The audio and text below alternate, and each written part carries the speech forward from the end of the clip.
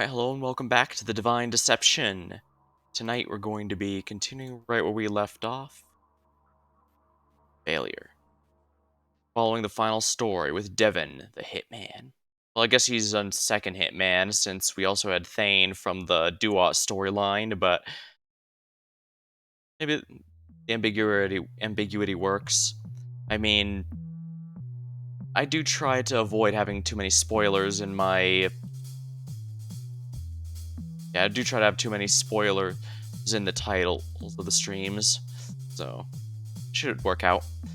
Spent a lot of time sitting around, watching, waiting, came with the job, I guess, but actually thinking about it, I also do a lot of it when not on the job. I mean, right now I'm definitely doing it for my job, but you know, even off the job, I tend to just sit down and look out the world aimlessly. I need a better hobby.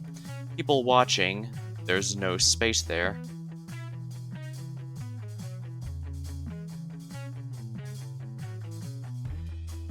People watching had to be the bottom of the barrel, even if it was useful. Turned off the music I was listening to in my headphones. Ever since my conversation with Secretary Ghani, I couldn't really listen to Tally anymore. Couldn't put my finger on why. I mean, it's not like anything changed about me. I should still like it, but now I felt, I don't know, self-conscious about listening to it. Ah, dang, man, you're letting Secretary Ghani live rent-free in your head. Well, I guess I can't criticize. I've had that happen to me a lot, too. I don't know why I cared. I certainly didn't care about Secretary Ghani's opinion, but nonetheless I felt subconscious, so I turned it off. Silence would suit me just fine. Without the music, my mind wandered to thoughts about my job to fill the void. I thought back to my conversation with Miss Ija. Part of me felt guilty for questioning her like that, but a part of me, a traitorous part of me, was still annoyed at her. I believed her when she said she didn't kill that man. Thinking about it, she's probably right and that she was too busy to have time to go out and do it. More to the point, she trusted me with so many of these kills. I don't know why she wouldn't have me deal with it. The only explanation would be if she didn't plan on killing him. If that's the case, where'd she get the bell? She had nothing to do with that kill. No, what annoyed me is that she wasn't looking into things further. I'd always been told that only 3 people knew the truth about the Cock Robin killings. And if I remember correctly, I'm pretty sure the third party wasn't anywhere near the crime scene at the time. If somebody knew our secret, that would be a huge cause for alarm, and Ija was just pretending like nothing happened. The only way I could square it away in my mind is that Ija's personality was if she knew who the real killer was. Had Ija lied to me about who knew about the murders? Why? Did she not trust me enough? Had I been disloyal? I wouldn't think Ija had a 4th member. I wouldn't know that far. I wouldn't know what even for. Everything required murders was already handled, and I don't know of anyone close enough to her that she'd let in for the sake of things. If the Bell Killer truly was a mystery to Ija, she'd be furiously searching for the true culprit, paranoid the operation had been leaked somehow. In fact, she wasn't, told me all I needed to know. Well, that's fine, I just told me I needed to do more to win her trust. If she couldn't trust me with that information, it means I hadn't earned it. Everything in life must be earned. Well, it's possible she simply didn't share because she didn't trust, but at the same time, it could also be a matter of she just doesn't plan on trusting. Ija does strike me as the type to not put all of her eggs in one basket, so to speak. But that also means she may not necessarily have loyalty towards Devin here. Not necessarily that he lacks loyalty towards her. It could simply be that she doesn't trust anyone beyond an arm's length, including the one most loyal to her, except for maybe the Jinn. But I don't think Devin is the Jinn. I thought he was at first, but the more the story events happen, the more I think the Jinn is an unrelated party so far. I mean, the police chief Ariane was extremely paranoid about calling them in for anything, but Ija absolutely trusted them without question. Anyways, on the topic of complaining about Miss Ija, she really could have done more to get me information on Locke. Her file was laughably sparse. A lesser assassin wouldn't be able to do anything with such little information. They demand more info. That's why I was top rate. I wasn't fussy like that. If there's not enough to go on, I do my part. I spent some time digging as much as I could. Fortunately, that proved trickier than I expected. Maybe I was too harsh on Miss Ija. After all, it's not like I was able to do much better. Locke was a mysterious character, played things close to the chest. He hadn't been in town long, and I was a little unclear of the timeline. I wasn't able to locate where he lived. I didn't know what his official job was. I didn't even know his last name. That wasn't unintentional. I was good at my job. If I was struggling to find information, that means it was intentionally being hidden. Was Locke preemptively hiding from an assassin? That was frankly a ludicrous explanation. Who then would he be hiding from? Considering he seemingly arrived in Panthea not long ago, I doubted it was a force like the Duats. He theoretically wouldn't have done anything to anger them yet. Combined with all the other information I had, my best guess was this trip to Panthea was something of an escape hatch. He probably conned the wrong people in some other city and fled here to try and lie low until the heat died down. Whether he was being chased by cops or some outside crime organization was unknown and irrelevant. Point is, his pursuers had failed to do their job, and so now I had to do mine. Locke had clearly gotten comfortable in his new city. He settled in and moved his eyes to a new target to scam. Only problem was somehow that was going to interfere with Miss Ija's plans. Goes to show, you can only live a life of crime for so long before you step on a bigger fish's toes. As limited as my recon ended up being, I was able to get the info I needed. Nahoy's Nest was definitely not my scene, but it was good for getting information. People talked when they're drunk. I heard a lot of stories about Locke. I had a decent read on who the guy was. Any doubts I had about this target were dispelled. The only information I really needed to know with an assignment this broad was where I could find him. This didn't need to be one of the cock robin kills. Since Locke probably had a lot of enemies and lived a less than scrupulous life, it'd be an open-ended investigation the cops would be content to let fall by the wayside. The poem was also starting to run low, so I should save my verses. There's probably need to be at least one more decoy, or else people grow suspicious, so the actual number of kills it could be used for was drastically reduced. Okay, so the cock robin killings are intentionally meant to be... They're specifically meant to go after a specific person or handful of people. And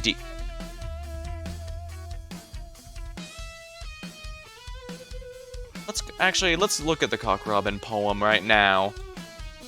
English nursery rhyme.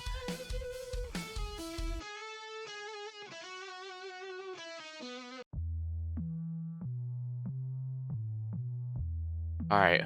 Spare. Okay, 1, 2, 3, 4, 5, 6, 7, 8, 9, 10, 11, 12, 13 lines in total.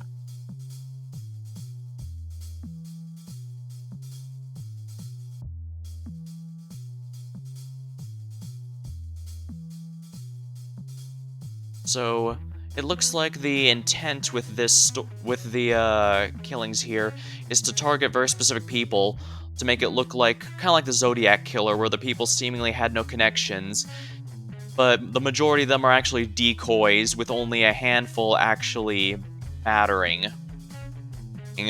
But because they're all connected to the cock robin killings, the police are going to try and find a way to connect them. That's actually quite intriguing.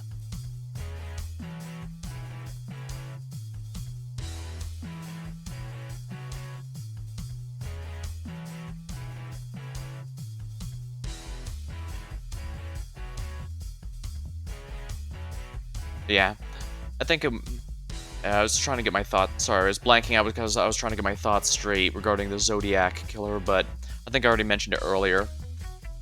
There's been a handful, but in the general sense, the running theory seems to be that they were just random killings, and the Zodiac thing was just a post-mortem theme to try and tie them all together. But obviously, since the killer was never caught, there's no one who knows for sure. Alright, there'll probably need to be at least one more decoy, or else people would grow suspicious, so the number of actual kills it could be used for was drastically reduced. Locke would have to do with an unceremonious end. Fitting, I thought, though that sort of thinking was a bit too emotionally driven for this line of work. Right now, Locke was rattling around in his coffin. I had no idea what he was doing. Frankly, I didn't care. All I knew is he was doing the regular routine of a nightly visit at Nahoy's Nest. Hopefully he enjoyed himself, because the moment he popped out of that hidey hole, it'll be curtains for him. I've been staking out Nahoy's Nest for several nights now. One way or another, I must have kept missing him. Maybe he's coming less frequently, or maybe my timing was off. Whatever the case may be, tonight I hit the jackpot. I had a clear shot of Locke entering the venue earlier. It was from a distance, but with his getup, there's no mistaking him. I could have done it right then. Unfortunately, right as he was entering the front restaurant, an older couple who seemingly were attending the actual restaurant legitimately for a meal happened to be on the way out. Further down the street, a large group of drunken college students were on a bar crawl. There was also a businessman making their way back to an apartment close by. On all, it's too early in the night. There were plenty of witnesses. I'd probably still would have worked out if I made my move then, but there was no need to rush things like that. Nahoy's Nest only has one entrance and one exit. It's not like Locke was going to stay the night or anything. Eventually, he'd leave the casino, and probably after a successful night of swindling drunks out of their money. Given his schedule, it'd likely be right in the dead of night. Nobody around then, and I'd just finish him off then. For now, I was just leaning back and waiting for the time to strike. My current arrangement wasn't what one would call comfortable. I always prioritized function over comfort. This was a very functional spot. Currently, I was lounging on a fire escape in an apartment building directly across the street from the casino. The section of fire escape I lounged on was right next to an abandoned apartment. Finding an abandoned apartment isn't as hard as people make it out to be. You just need to be patient and discreet. For my current position, I had an aerial advantage over my shooting range. It'd be hard to directly spot me from this position, and I had many escape paths. With all that said, I was a little more exposed than I was comfortable with, but sometimes a hit required putting yourself out there a little bit. As for equipment, I planned on this sniper rifle doing most of the heavy lifting. It was properly silenced, properly calibrated, and I was properly trained. If I saw a lock, it'd take seconds to pull out this thing and put a bullet to its head. And just as backup, I also had a silenced pistol in my holster. The rifle was a little unwieldy, so it's always good to have backups. For an assassin, the setup was pretty solid. For a person, it was far from ideal. The metal was not comfortable, and the wind up here was starting to make me a little chilly. I was better at ignoring it when I had music on. Now that I was in my thoughts, however, they started to wander to how physically uncomfortable I'd become. The answer? Time to turn back on some music. I shouldn't let my self-consciousness drive me away from listening to Tally's music. That was dumb. Hey, why not try listening to a new artist? There's a lot of music out there. However, as I reached for my phone, my heart dropped. I began to receive a call. That in and of itself isn't bad. But was worrying about the call came from an unknown number, someone not on my contacts list. This shouldn't even be possible. I use this phone for work. I was extremely cautious about who got this number. Everyone who knew it was in my contacts list, so for somebody to not be on calling, I hesitated. Should I even pick it up? I mean, I was in the middle of a job. I shouldn't be distracted. More to the point, if I answer this with my voice, that might give something away. Something away. I had a policy to never enter a battle I didn't know I could win. I might be overdramatic to call a single phone call a battle, but I regarded any call made on this phone as such. If they really needed to get in touch with me, they'd leave a voicemail or text like a normal person. From that, I could judge the situation better. Unless, what if it had come with someone who had this contact number? I mean, if they were calling this phone, that tracks, right? And if they're calling from an unusual phone, that implies the situation might be grave or dire. What if Miss Aija was currently under attack? Answering might be vitally important. Quickly, I weighed the risks of picking up the phone against the risks of ignoring it and waiting for a voicemail. I decided the bigger risk was not answering. Hesitantly, I put the phone to my ear and I clicked the answer button. I waited. I sure as hell wasn't going to make the first word. Who was I dealing with? I can hear you breathing, Devin. Odin? The moment I heard the familiar voice, I instantly began to clench up. What? Weren't you taught to answer first when receiving a call? For shame! Odin. Ah, there's the familiar voice. Why are you calling? Oh, do I need an excuse to talk with my own son? Who says I have a particular reason? So you still consider me your son? But of course, did I not make that clear? We left on, kind of ambiguous grounds. Precisely. If I were to fully sever our bond, I trust that you'd be fully aware. Oh, then if I'm your son, it's been a pretty long time since you talked to me. Untrue, simply untrue. Or did you forget our conversation at the gala? My heart skipped a beat. I wasn't at the gala. Oh, sure you were. I mean, you were in that dreary getup. But I recognize your telltale plotting in any context. A part of me wasn't even surprised. Odin was many things, but anything less than supremely insightful was not one of them. Still, back then, to notice me... I gulped. You know, normally I wouldn't have a Daisma acting as a lowly waiter. Fortunately, you were wearing that mask, so I gave it a pass for the night. Besides, it seems as though you were putting yourself to good use. Even still, you never spoke to me. You didn't notice? Oh, you were always slow in the uptick. I noticed you were eavesdropping, so I made sure to speak to both you and Art. Oh. Between the two of you, I'd so hoped that at least one of you would have seen through my words, but then again, I always did push you to unreasonable heights. I didn't know what to say to that. Instead, my mind tried to go back to what was Odin talking with Art about that night. I couldn't recall accurately, something about why he didn't just retire. Beyond that, it was a blur. Then again, if Art couldn't solve one of Odin's riddles, I surely had no chance. At any rate, you're on at least one mark, which is that we haven't had a proper conversation in some time. So let's talk, Devin. How are you enjoying your new job? It's good, fulfilling, being good at something. Splendid. You did have quite the talent for murder, didn't you? Wow, won that silly award? If only we'd learned of it sooner, perhaps we could have cultivated that talent instead of wasting so much time. I know a friend who'd be perfect for that sort of training. I was speechless. Speaking with Odin was usually an exhausting experience, but rare did he throw out so many high-velocity punches this quickly. I don't know what you're talking about. Playing coy.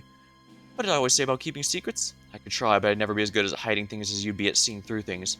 So you remember at least some of my lessons. That's nice to know. As you said, trying to hide from me is a waste of breath, Devin. That cock-robin thing? It's really silly. Still, you got a job working for the governor, so I can't be so derisive. Honestly, it's rather impressive. How do you know all about all that? Just admit it to me, you dolt. Oh damn, this was me saying why saying anything to Odin's a mistake. No matter what you say, he'd find a way to twist it and use it against you. Stupid, stupid Devin. For now is mostly suspicion of mine. Of course, my suspicions are often correct. The mark of a ruler is killer intuition. It's that killer intuition that kept you alive in the army, I'd bet. It occasionally misfires, so it's always good confirmation. Before that, your hunch. How'd you get to that? No, more importantly than that, how'd you even get this number? Those are better questions. Let's see. As I said, I saw you at the gala. Late that night, dear Athen was the victim of a rather awful murder. Didn't take much to put the pieces together. In truth, since we last spoke, I had essentially given up on you. For years, you tried my patience, but it appeared you had well and truly given up on ever becoming worthy of the royal blood that flows within your veins. Had you died a ditch in a moment later, I wouldn't have attended your funeral. But seeing you in action had me curious. I always knew you had potential, and I'm rarely wrong in these sort of hunches.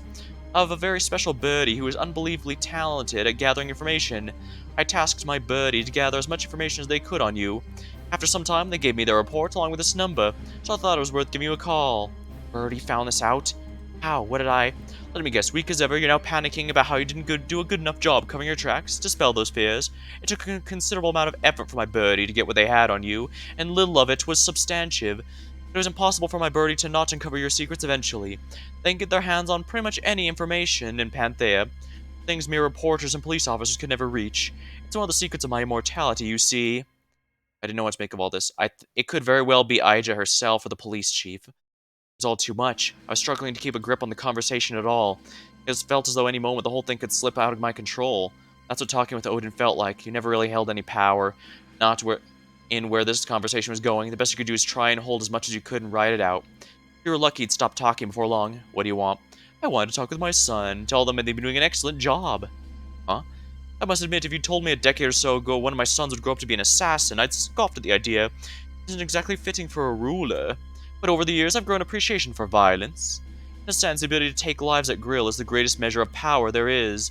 And unlike a typical thug, an assassin's methods are elegant and well measured. They rely on information, skill, and iron will, all important traits. Additionally, from what I can tell, you are using your skills to support Governor Ija. To be honest, I can't say I fully approve of having Panthea led by such a woman. My assessment would rank her at utterly unworthy. However, it appears her reigns for the best. At the very least, Art seems to want her in charge for a bit longer. Probably for some small-minded reason, like tax exempts or whatever, knowing his priorities. And my biases aside, simply put, supporting the current governmental monarch is an achievement in and of itself. It's a position of great power. Better than I would have ever dreamed for you. You've done well to get there, Devin. Thank you. Keep things up and who knows? Like I said, I never officially disinherited you. Polly has been a thorough embarrassment, one even greater than you, if that's even possible, and Art, well, he certainly inherited my ambitions and much of my talent. However, I've been growing doubts about his place. This to rule requires a fire within, yet he seems increasingly hollow. As of now, he's still superior, but if he keeps this downward trajectory and you keep your upwards, well, the future has many twists and turns. I never would have imagined the situation, and yet here we are. Life has so many amusements. At the very least, maintaining your position could be advantageous to the Daisma family down the line, so keep up the good work. I'd love to talk more, but I've got to bail on the dumber of your brothers out. From the looks of it, I'm guessing he's being played as we speak. Advantageous to the Daisma family. Do you seriously think I was still loyal to them? Or was I? It seems as though Odin was about to hang up in an entirely unexpected turn of events. I wanted to keep talking. Wait. You have more to say? Did you kill Maximilian Collins? The phone was dead quiet, then faintly I heard it. Interesting, very interesting indeed. So you didn't kill that one, is that right? Now this is quite fascinating to me. Answer the question. Maximilian Collins, he was related to Veronica Collins. It's a rare woman can capture my respect. Veronica was one of two such women, the other, of course, being your late mother. For all the entertainment she has given me, I would much rather not lay waste to her relatives. That seems like an acceptable baseline of respect. Not saying you wouldn't, though. Or wait, what about your birdie? Is it possible they did? Devin, as far as you've come, you've never learned to properly use the thing in your head that qualifies as a brain. Think for a moment. In what I've told you tonight, is there any way you can ascertain that answer through your own efforts? Damn it, Odin, answer something straight for me. My mind replayed everything Odin told me. Not relevant, relevant. You only looked into me after the night of the gala. That's when you contacted your birdie. Maximilian was killed in line with the Cock-Robin murders, but he was killed at the very least around the time when the first murder happened. Neither you nor the birdie would have known about my involvement at that point, and so you wouldn't know what Psalm murder would happen. Good. Then again, if I figured out and subsequently murdered Maximilian, I could have lied about when I started looking into you. Did you? Well, you tell me. Just like that, Odin hung up on me. Felt like throwing up. My vision was blurring. I don't know what was happening. The moment I got off the phone, a wave of emotions hit me. Maybe I was bottling up them during the conversation in an attempt to get through it. Couldn't say.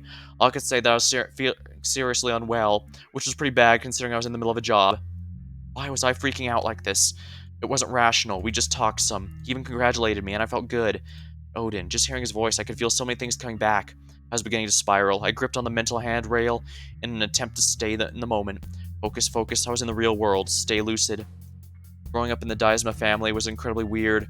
From the outside, it might seem like a blessed childhood. We lived in a fancy mansion. We lived on nice vacations. In theory, I could get anything I liked. I could eat anything I wanted.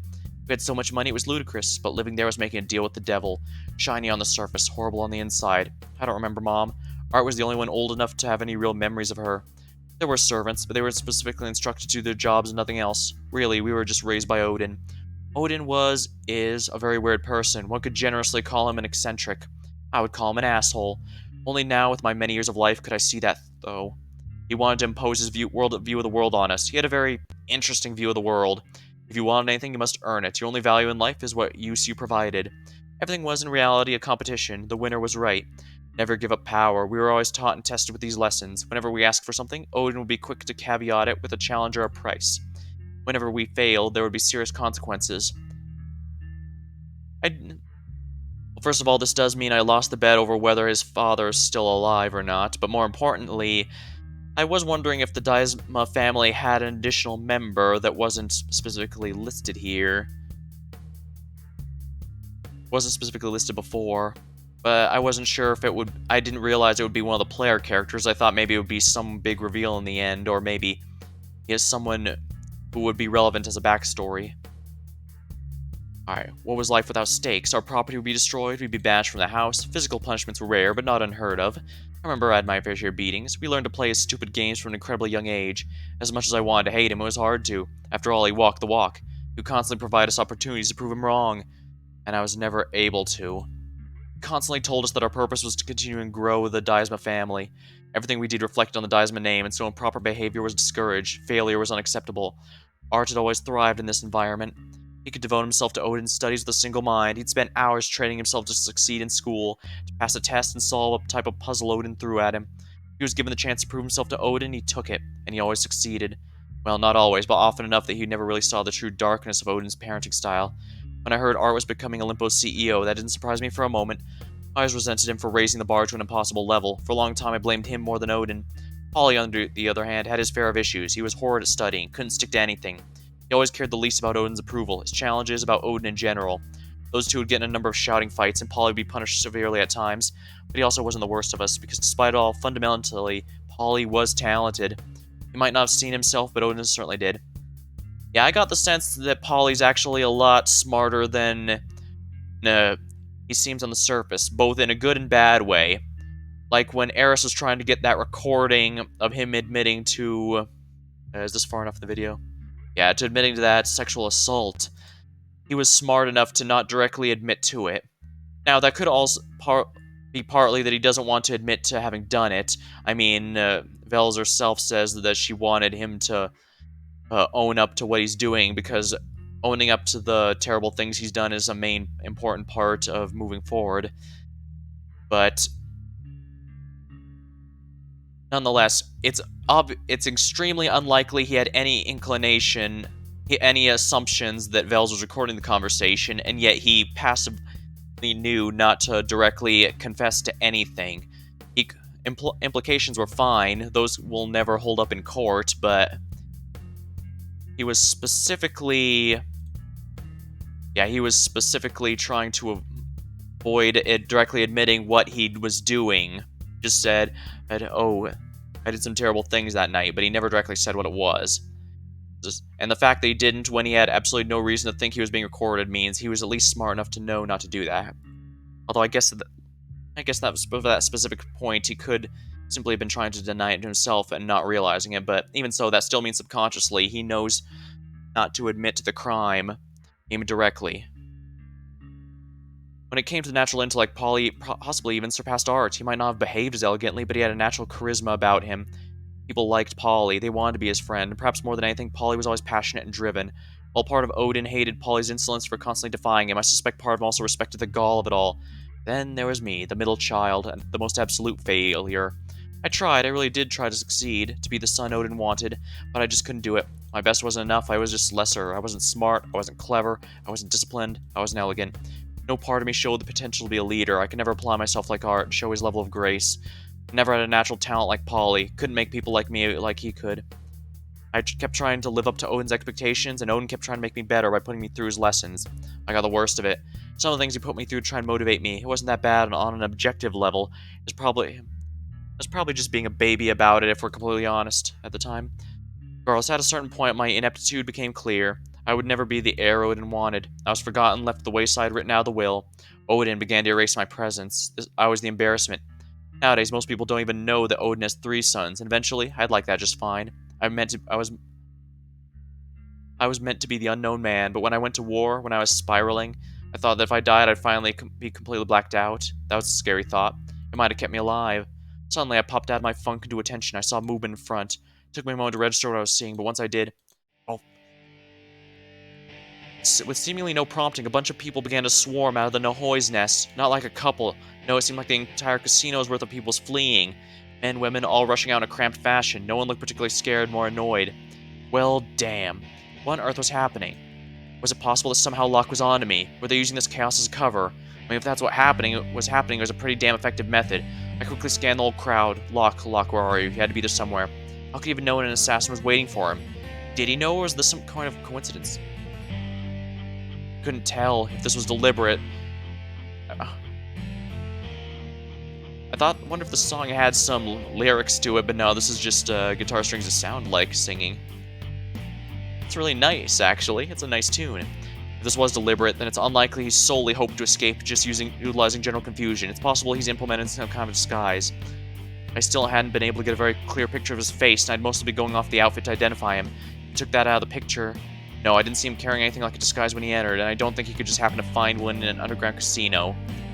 Was finding him even worth it at this point? There's just so many witnesses.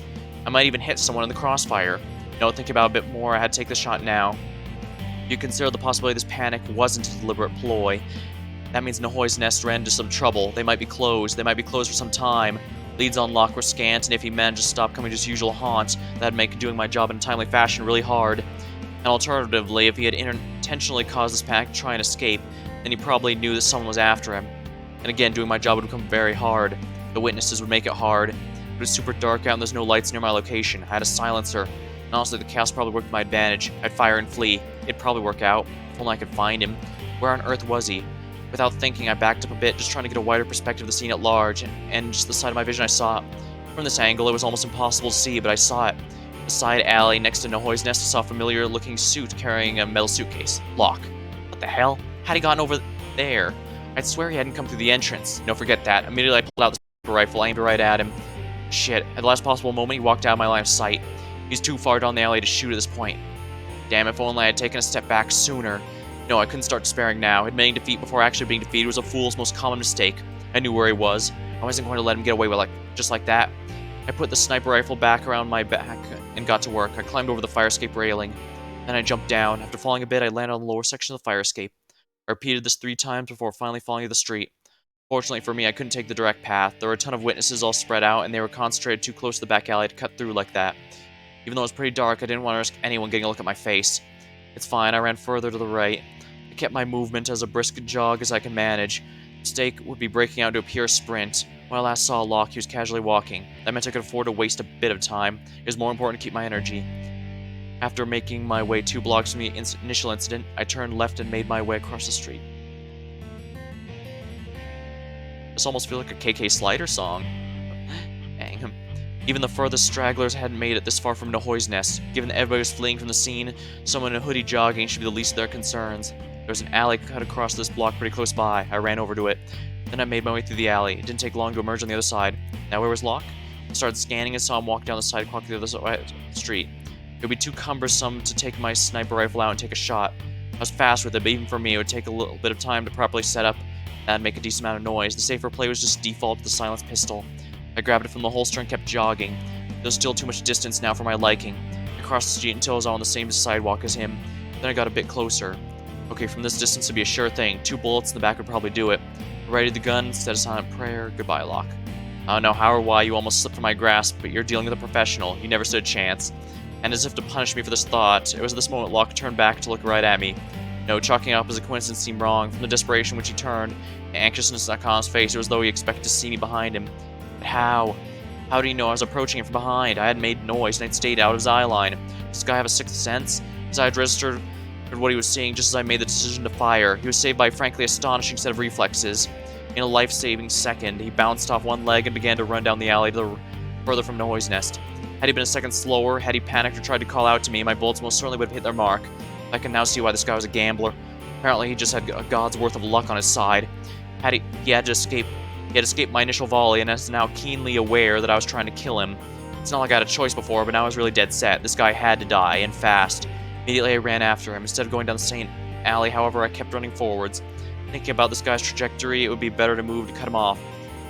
And in this panicked, high-tension state, I doubted that he would be composed enough to notice I wasn't directly following him. Once I got to the next alley, further down the direction Locke was already walking, I turned right. Hoped to already see him from the angle. Unfortunately, it was no dice. He must have kept running in the direction of the alley. Typically, this would have been a really dumb choice. Had I followed him down the alley, he wouldn't have had time to get an additional cover, and would have been easy to shoot him. He was probably too dumb to think of this, however, and accidentally ended up outmaneuvering me. Whatever, I kept running down the alley. Then I heard a voice shouting out, "I know what you want, man, but it's probably for the money, right? In this case, way more money than whatever your employer's paying you. Drop me down the sewer, so just go after that." What was he getting at? Or as I came back out of the alley, I saw what he was talking about. Caught him right as the metal suitcase had been in the sewer. Locke was now carrying the sewer cover in one of his hands. Trying to bribe me, huh? Sorry, dirtbag, but unlike you, I wasn't motivated by money. Cute plan, though. Locke began to run the nearby alley, sewer grate cover still in hand. I raided my pistol, hoping to get him in the back before he got out of my line of fire. But again, right as I prepared, he spun around 180, holding the sewer cover right by his chest. His turnaround was more explainable, though. He probably heard me. As I fired the shot, it ended up hitting and bouncing off the sewer cover he was holding. I couldn't tell if this was a calculated defense or a fluke accident saving his life. I would bet on the latter, especially considering right as the shot bounced out, Locke let out a girl's yelp. Yeah, this dude was flying by the seat of his pants. His instinct calls him to drop the grate as he ran to the alley. Unfortunately, from my angle, I couldn't get a clear shot. I wasn't gonna let this guy outrun me. I crossed across the street diagonally and quickly got to the alley he'd run down. Just like a lot of the alleys in the side of town, it wasn't particularly well maintained. Graffiti and sewer drains lined the walls. I ran down and got to the next street, but there I completely stopped in my tracks. What? Where had he gone? I looked for my left and right, but I couldn't see him anywhere. Based on my speed, he didn't have the time to cross the road and go down another alley. But what if he looped back around the alleys to the one I was just at? That would be clever. However, the reason I went down the alley Locke did was because the closest alley to me had a big chain fence that would be difficult to scale, and there weren't any nearby alleys on the other side, so what the hell? Hey, where are you? I ran further the street looking for him. Was I just bad at estimating speeds? That couldn't be it, could it? Damn, I just try and check. I ran down the street, crossed the alley to another. I still couldn't find him. No, he couldn't get away like this. Wait, idea. I ran to the street and found the closest sewer grate. With a bit of difficulty, I moved out of place and went down the ladder. Pushed the sewer grate back into place and descended fully. Great. As silently as I could, I moved towards the metal case had just been dropped. Took a bit of doing, but I found the spot. Awesome. To double check, I walked over and opened it. Just as Locke said, it looked like there was a ton of money, so then this should work. I scoped out the area for a second and found a brief dead end nearby. I leaned up against the wall and began to stake things out. If you were to make your way to the suitcase, you'd have more to move this way, and it's impossible to see me before I saw you with how I'd situated myself. Think about it, Locke was the sort of guy who could afford to just lose a big chunk of money. Of course, it was to save his own skin. I have no doubt he'd get it up. If he had a chance of recovering it, he'd take it. No matter how far he was, he must have heard my shouts wondering where he was, and at that point, he must have probably correctly asserted I was more interested in killing him than getting the money. In that case, in his mind, the next step was clear. After getting a bit more distance to have probably lost me, he'd go down the sewers to snake back around to grab what he'd lost. That's what I'd be counting on. I sat silently, waiting. Soon enough he'd come. He'd had to, right? Everything I knew about Locke told me he'd come back. He was greedy. He was opportunistic. He wasn't going to give up whatever he won that easily. If he saw a chance to recover it, he'd take it. So then why wasn't he coming back? At this point, surely I would have heard something if coming back was his first priority. Still, this wasn't a loss. This probably meant that, more smartly, he prioritized getting his safety above all else. He was probably incredibly shaken up, hoping to get as far away from me as possible. But even then, with that in mind, that doesn't mean he could give up this amount of money. Probably suspected I'd come back and take it. However, in his mind, it would have been at least worth it to come and check to see if the money was gone. Not even going to double check the place you had left this amount of money was insane. It was unthinkable for Locke, so eventually he'd come back over here. So I'd wait. There, I heard something. I rated myself. Somebody else was moving the sewers and I could hear it. They were far now, but it was clear where they were moving. Alright, come on, Locke. Get your prize. Huh? The movement stopped? What happened? Was it possible they noticed me? No, there's no way. I was hidden, so I'd have to see you before you saw me. More to the point, the noise didn't get remotely close before stopping. Was Locke just still running from a phantom threat and hoped to use the sewers to throw off the trail? The noise was Locke, right? Of course it was. Who else would be going through the sewers this time of night? Whatever, eventually Locke would check the case. He couldn't lose this much money without even checking on it. It's impossible for him. Hours passed, hours more. I waited in the dark, smelly sewer, waiting and waiting. Eventually I accepted a simple truth. Locke wasn't coming back for the money. I had failed. Kind of a shit assassin, huh? I mean, I get it. Locke's a scheming bastard, whatever. That only gives you so much of an excuse. That was a complete whiff of Devon's part, plain and simple. It's not even a hard job. Killing people's really easy. We're not apex predators, not even remotely. We're fleshy, soft, easily poisoned, overgrown babies that are arrogant enough to assume we'll live a century, so. Well, I mean, to be fair, most animals are easy to poison if set up beforehand. But the rest are definitely not the case. Don't believe me? Just try it. Grab a knife, walk the street, then go ape shit on a passerby. Of course, not getting caught. That's the tricky part. Stupid government says stupid rules. Isn't there an amendment about that? Can you believe Big Brother over here restricted my right to murder people? What's the world coming to? We've gotten off topic. In case you haven't noticed, there's something of a common occurrence with me. Sorry. That's something of a common occurrence with me. Yeah, like I said, I am wondering if Ez is even human or some sort of a watcher of some sort. Or it's someone who isn't human but humanoid, to use the Star Trek term. Ah, yes, the bet. We bet on whether Devon's father's still alive, and now that we know, he is very much alive, at least currently. But yeah, Devon's none other than a product of Odin Daisma's ballsack. Isn't life great? Hey, do you like how I pretended like this was some super important bet when you had no way of knowing? But actually, something is important, and you did have a way of knowing. Unless you figured it out before now. Did you? Oh, don't answer. You just lie and say you did regardless. Whatever. You were wrong and said Odin was dead, so you lost all the chips you bet. Yay, bye.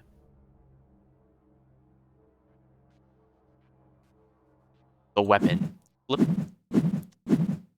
Slowly and methodically, I flipped the kunai in my hand. It'd been a while since I had this thing on me. But a recent event reminded me of it, and I decided to grab it out of the closet back at my place.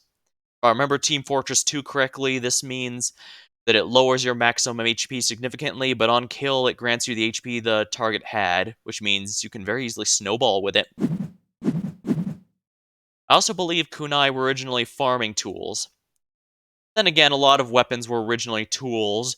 Like, I know it's commonly stated that you can bang a plowshare into a sword. I've forgotten how relaxing it was to flip around. Well, then again, I think that's more improvising than converting a tool into a weapon, but yeah, you get what I'm getting at. It was nice doing something with my hands. Felt like I was keeping myself occupied. Something to do. Though this makes me think, does Devon have a butterfly knife? Flip, flip. Butterfly knives are illegal in a lot of places for presumably obvious reasons, but some places allow it. Kept my mind occupied, kept it from spiraling. And believe me, I wasn't far from spiraling right now. I mean, holy shit, how worthless was I? Outmaneuvered by a lowly, conniving piece of shit like Locke. I was never smart, but at the very least, I used to be able to kill properly, and now I couldn't even do that. One thing I was meant for, the one thing I could claim as my own skill set, worthless.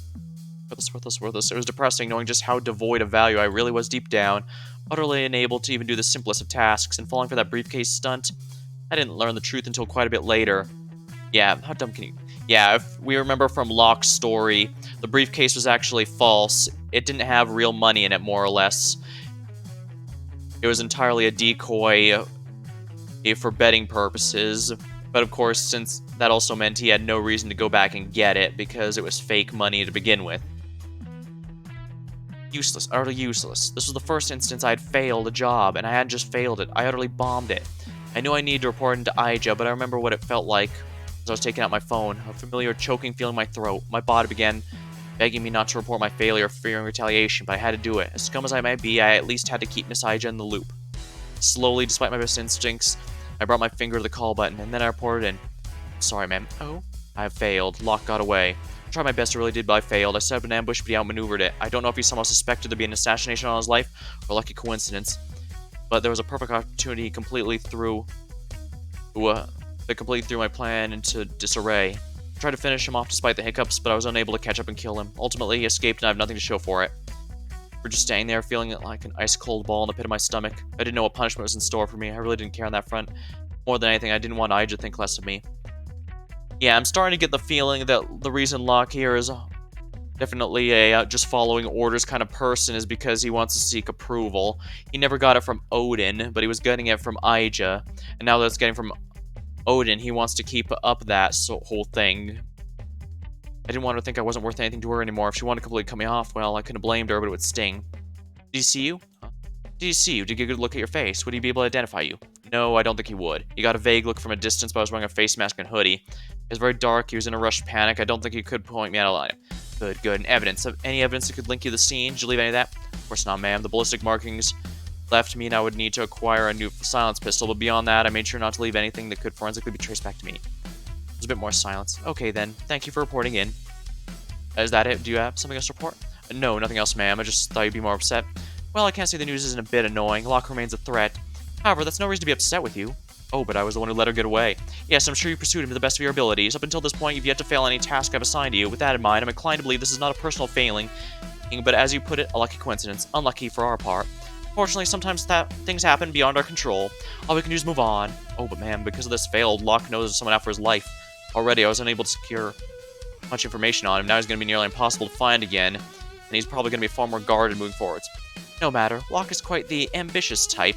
There's no doubt in my mind he'll continue to make moves, and when he does, I'll be made aware of them. And you'll have another chance to do your job. You'll be made aware. How? Oh, don't worry about that. Just know you'll have your second chance soon enough. Thank you. I will make the most of it. Sure you will. Anyways, if you're still feeling guilty, you can make up for it with your next job. Next job? You want me to move on with Laverne in the meantime? No, I'm not talking about an optional assignment. We got bigger fish to fry. Alright, who's the target? I'm not yet sure, but I know the client. The client? I know this is a bit unorthodox, but I'm not actually the one requesting your services this time. Wait, isn't the whole point of the operation that I'm your personal weapon? That's a major part of my power. Indeed, normally I would utterly loathe the idea of leasing you out to another person, making you nothing more than a contractual killer. However, we found ourselves in something of a bizarre circumstance. This request is coming from one of our chief benefactors. You mean? Indeed, Art is the one who contacted me. My mind was racing at this point. Art? What do you mean? How does he know? What does he know? Settle down, would you? Sorry, I'm just confused. Does he know about us? Not specifically, I imagine. However, he has pretty bluntly if I had any avenues that could discreetly settle matters with a lethal touch. I denied that, of course, but he said he suspected someone in my position did.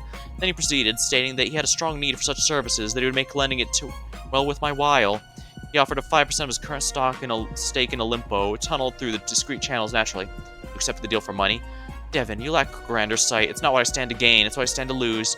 Denying this offer will fray, perhaps even sever, the relationship I've built with Art. As many donors as I may gather, Olimpo's shadow donations are undeniably the strongest asset I have for winning elections. This one may be a farce, but you can never predict the future. Remember, her opponent was absolutely a plant intended to be an easy election, and she did it for some reason because she fears this election for whatever reason, so she needed to make sure it was someone she could never lose. Knows what the storm the next one may bring. Additionally, Olimpo's largest company in Panthea by a long shot. It brings jobs, revenue, clout. Frankly, it's putting Panthea on the map, and as governor, maintaining smooth relations with it as an entity is naturally my biggest interest. I weighed the pros and cons, and ultimately I decided offering your services would be the best. Will this be an issue for you? I know the two of you don't exactly have the best history. However, I'm trusting you can be professional and put down personal biases aside. Think of it as a job for me. Of course. Naturally, of course, I'll do the job, ma'am. As I'm sure you've thought it through and decided this is the best course of action. Just you have hesitation? No, but you think Art knew specifically about our relationship? By the way the conversation progressed, I doubt he had that much insight as to the exact specifics. Then again, he felt fairly certain I possessed some way to have this people dealt with, so I can't be sure.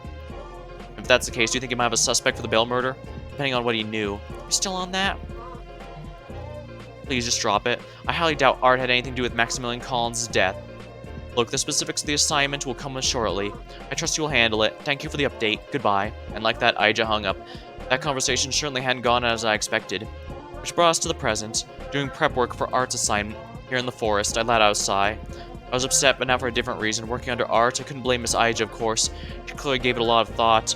If she said it was necessary, then by golly, it's necessary. Still, On paper, we should be fine. I'm an adult and he's an adult. We're both dumb. We were both dumb kids, holding on to things against the man. For what we did when we were under Odin's thumb isn't exactly fair. We both grown, but still. I held a seething resentment toward Art for many years, not just because of the impossible standards he set for me and Polly. His whole demeanor was cold and cruel. Was he the Bell Killer? No, that didn't seem likely. Apparently, Odin didn't know about involvement until after that kill. Art, perpetual kiss-ass that he is, tells everything to Odin in a constant attempt to score points.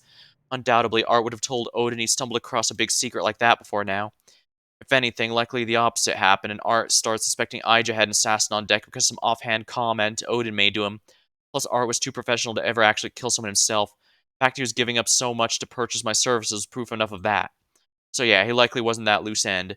Still, didn't mean I had to like working under him. Ring, speak of the devil, he shall appear. I'm just getting a call. I didn't even need to check exactly who it was. I really wasn't in the mood to deal with Art. Speaking with him wasn't quite like speaking with Odin, but it was close. It's not like I had a choice, huh? Ah well, bottoms up. Hello? What do you want, Art? Ah, Devon, it's nice to hear your voice. It's been a while since we've gotten to talk. Likewise. If I was doing this, might as well be civil. To be honest, when I was given this number, I was somewhat uncertain about what I'd hear on the other end. In some weird way, talking directly to you feels oddly comforting. Glad to hear it. Wish I could say the same. Oh, come now, can we please put the past behind us? Trust me when I say it's a sort of embarrassment for both of us. I've never done so formally, so let me now extend my apologies for anything I might have done in our youth. That's not it. Oh. It's not because of our previous relationship that I'm not comfortable talking with you on the phone like this. Ah, I see. That makes sense. An assassin's probably loath to come into contact with practically anyone. Understandable. Art was correct, but exposing myself directly to Art felt worse. When I first agreed, I didn't realize I'd be giving away my identity. Art probably insisted on this point. He's never been the type to put blind faith in complete strangers. Still, I couldn't help but feel my role as the unseen man was eroding with every possible passing moment. First that phone call with Odin, then the reckless encounter with Locke, now blatantly speaking with Art. We just get to work. Of course, as I understand it, you have all the required information for the hit? Yes. Yes, I do. As a matter of fact, I'm scoping out the site right now. Is that so? It's still broad daylight out. Is that safe? I know what I'm doing. Because of your refer, I'm choosing to place my trust in you. A risky prospect. I trust you will carry out your work in a succinct and professional manner? Seriously? Yes, I'm a professional. Why do you question that?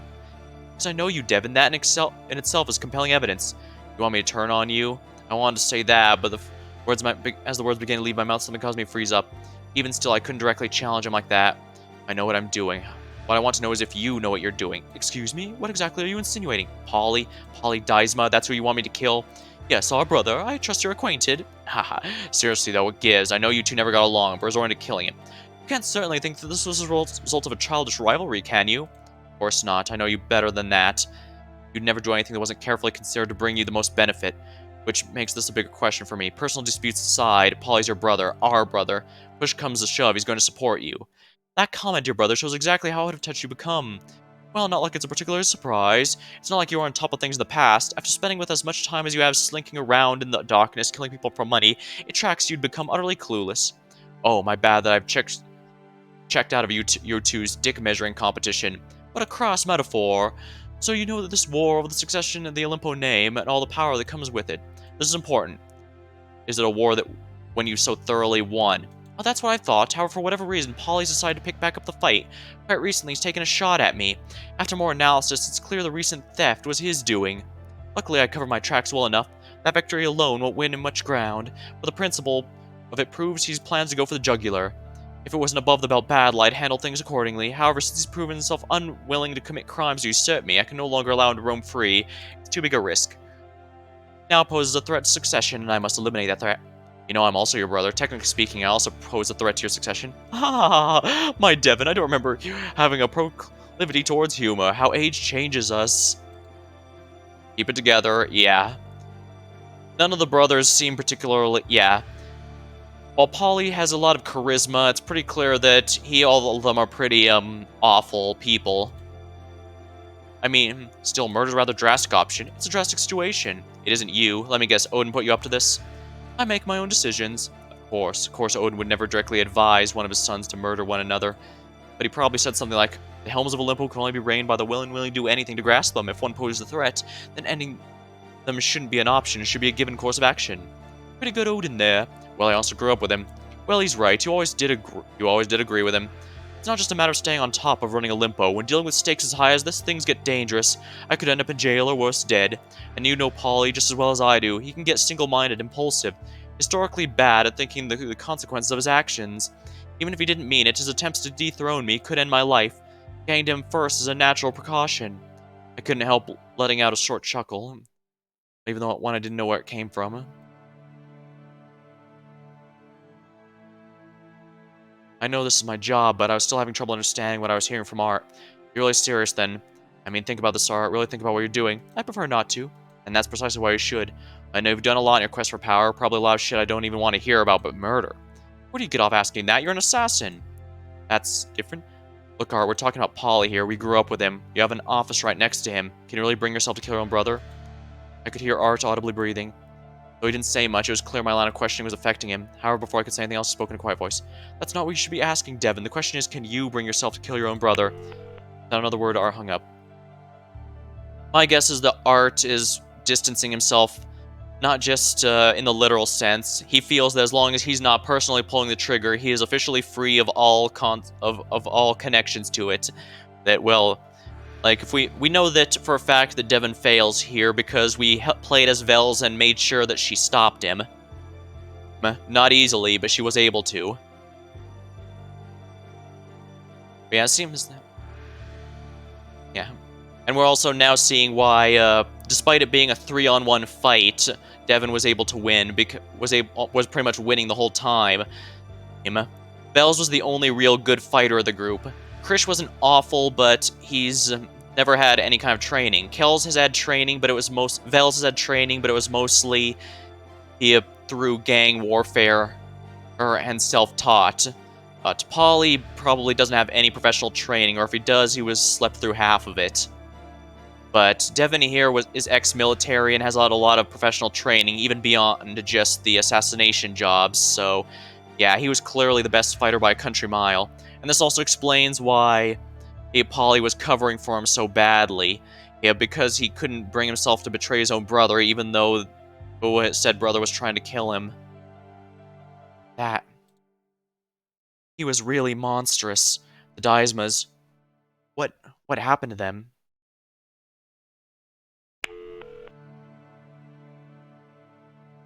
Were we really at this point in our lives to have fallen to this state of things? Maybe that's to be expected. Maybe, and we even deserve it. No, the one who really deserves things done to them is Odin, and he still sits on an ivory throne. I can't believe it. I truly can't believe it. We're still squabbling, fighting for his approval. We're adults, living full lives, and I felt myself being sucked back in time. I could feel myself regressing to back when I lived under Odin's roof, when I lived in fear. I remember how much I hated it. I tried to run away, planned out and everything, did it twice. The moment I stepped outside the house, Odin was already waiting for me. He knew what I was going to do before I did it. The second time was a bit more successful.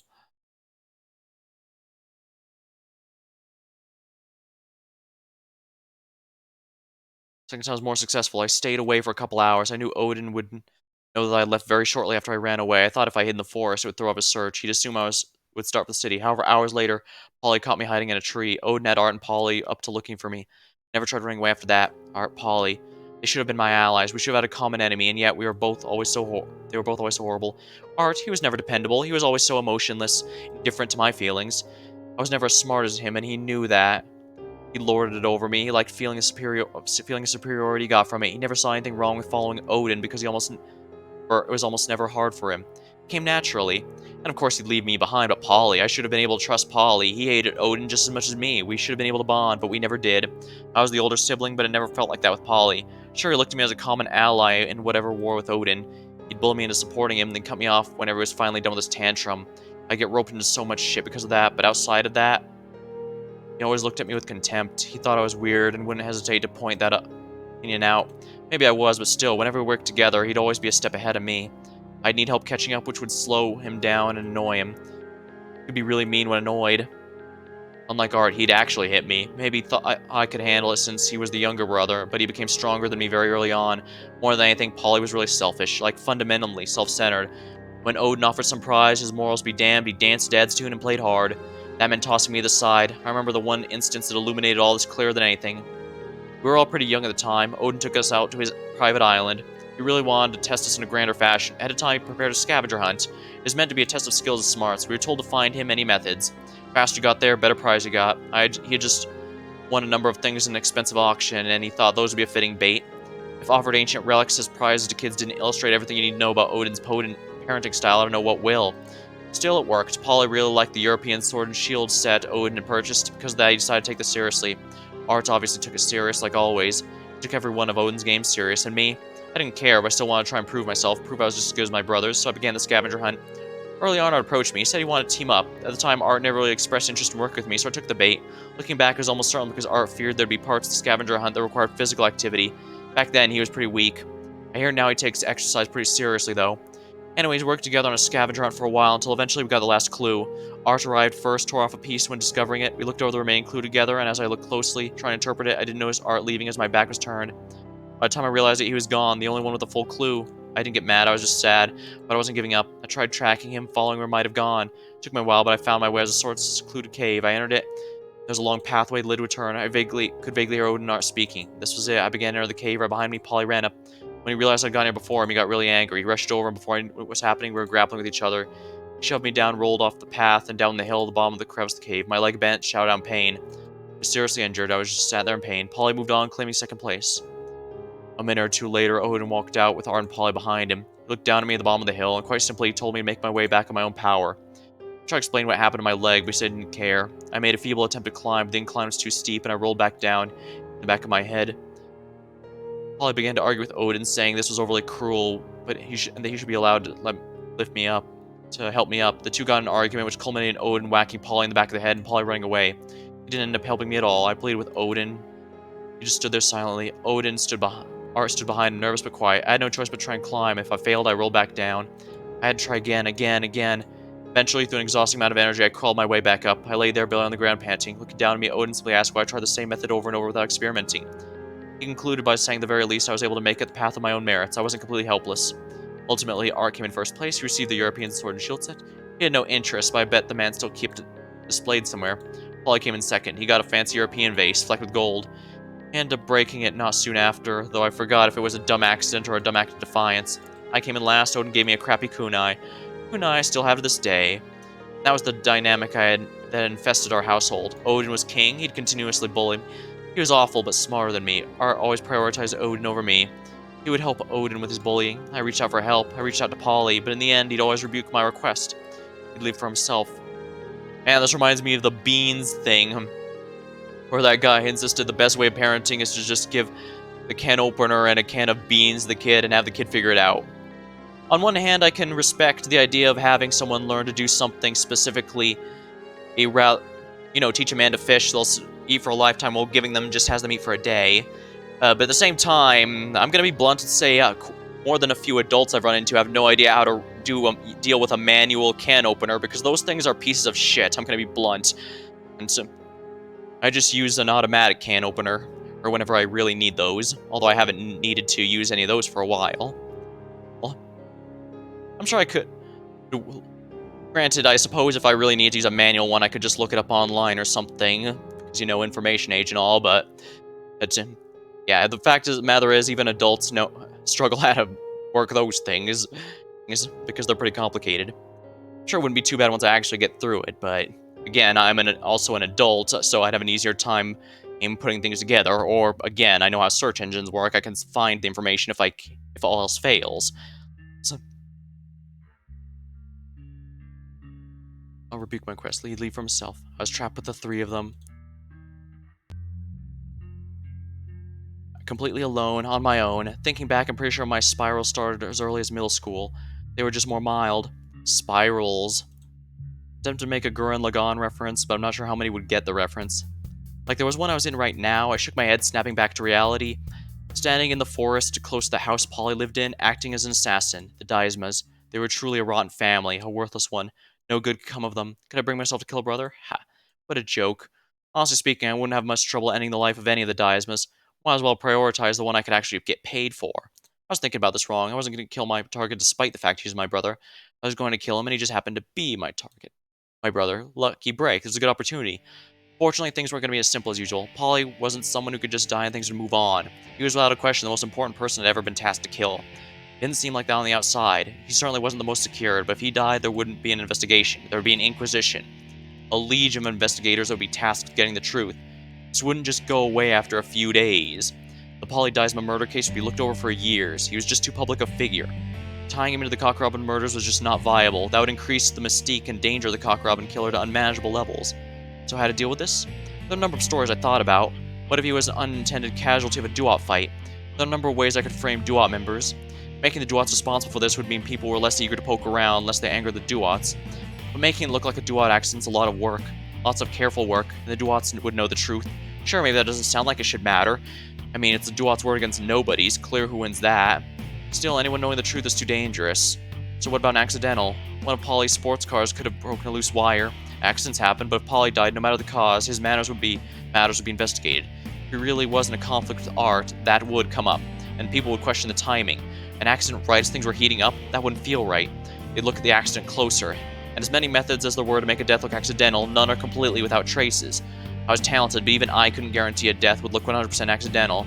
Another option would be a natural cause of death. There are poisons that could imitate strokes or heart attacks quite accurately. They're expensive, hard to get, but I knew avenues. I could get them if I really put my mind to it. Polly hadn't exactly lived a healthy life. It'd be plausible, but this ran into the exact same problem I have with the accidental idea. The timing is just too suspicious. And just like I knew about these poisons, so too did investigators. If during the autopsy they specifically decided to look for them, they'd show up.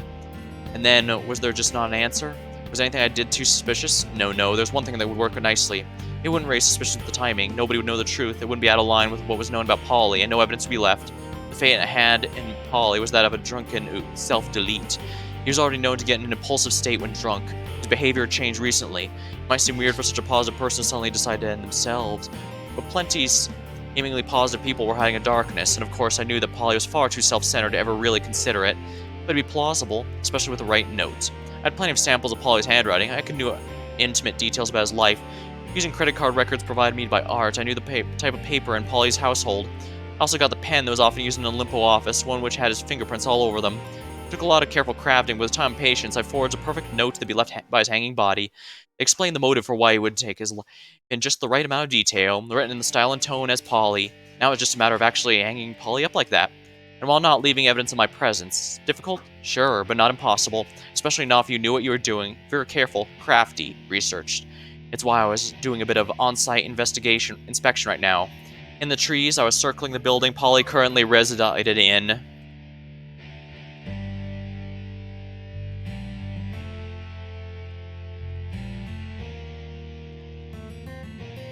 Looking for any oddities on the outside. Of course, I already knew the insides pretty well. This building used to belong to Veronica Collins. Veronica Collins, Maximilian Collins' aunt. Was it possible there was a connection here? No, probably not. For all of his flaws, I didn't peg Polly as a killer. More to the point, I highly doubted he was intelligent enough to figure out what the deal was with the Cock Robin killings. Anyways, I took it upon myself to draw the blueprints of Veronica Collins' old house, so I knew exactly what I was getting into. Of course, blueprints weren't everything. Polly had plenty of time to add potentially new security measures, and that's what the spectral thermo camera was for, a rather high-end piece of tech. Not something I'd normally find myself in possession of. However, for a potential assassin, this thing was vitally important. With the proper setup, it would scan through walls and stuff and highlight areas with more energy than expected. Basically, it showed all the people and technology present. The scan revealed that at present nobody was home. It also showed up a lot of technology, something that could only be presumed to be cameras. Security cameras almost certainly set up by Polly as a preventative measure. Luckily, none were where they needed to be to actually stop me. Actually, these cameras are good for me. They'd prove no one entered the house. It would leave credence to the self-delete story I was setting up. Cool. So the question is, how did I plan to get in? There was a number of potential entrances.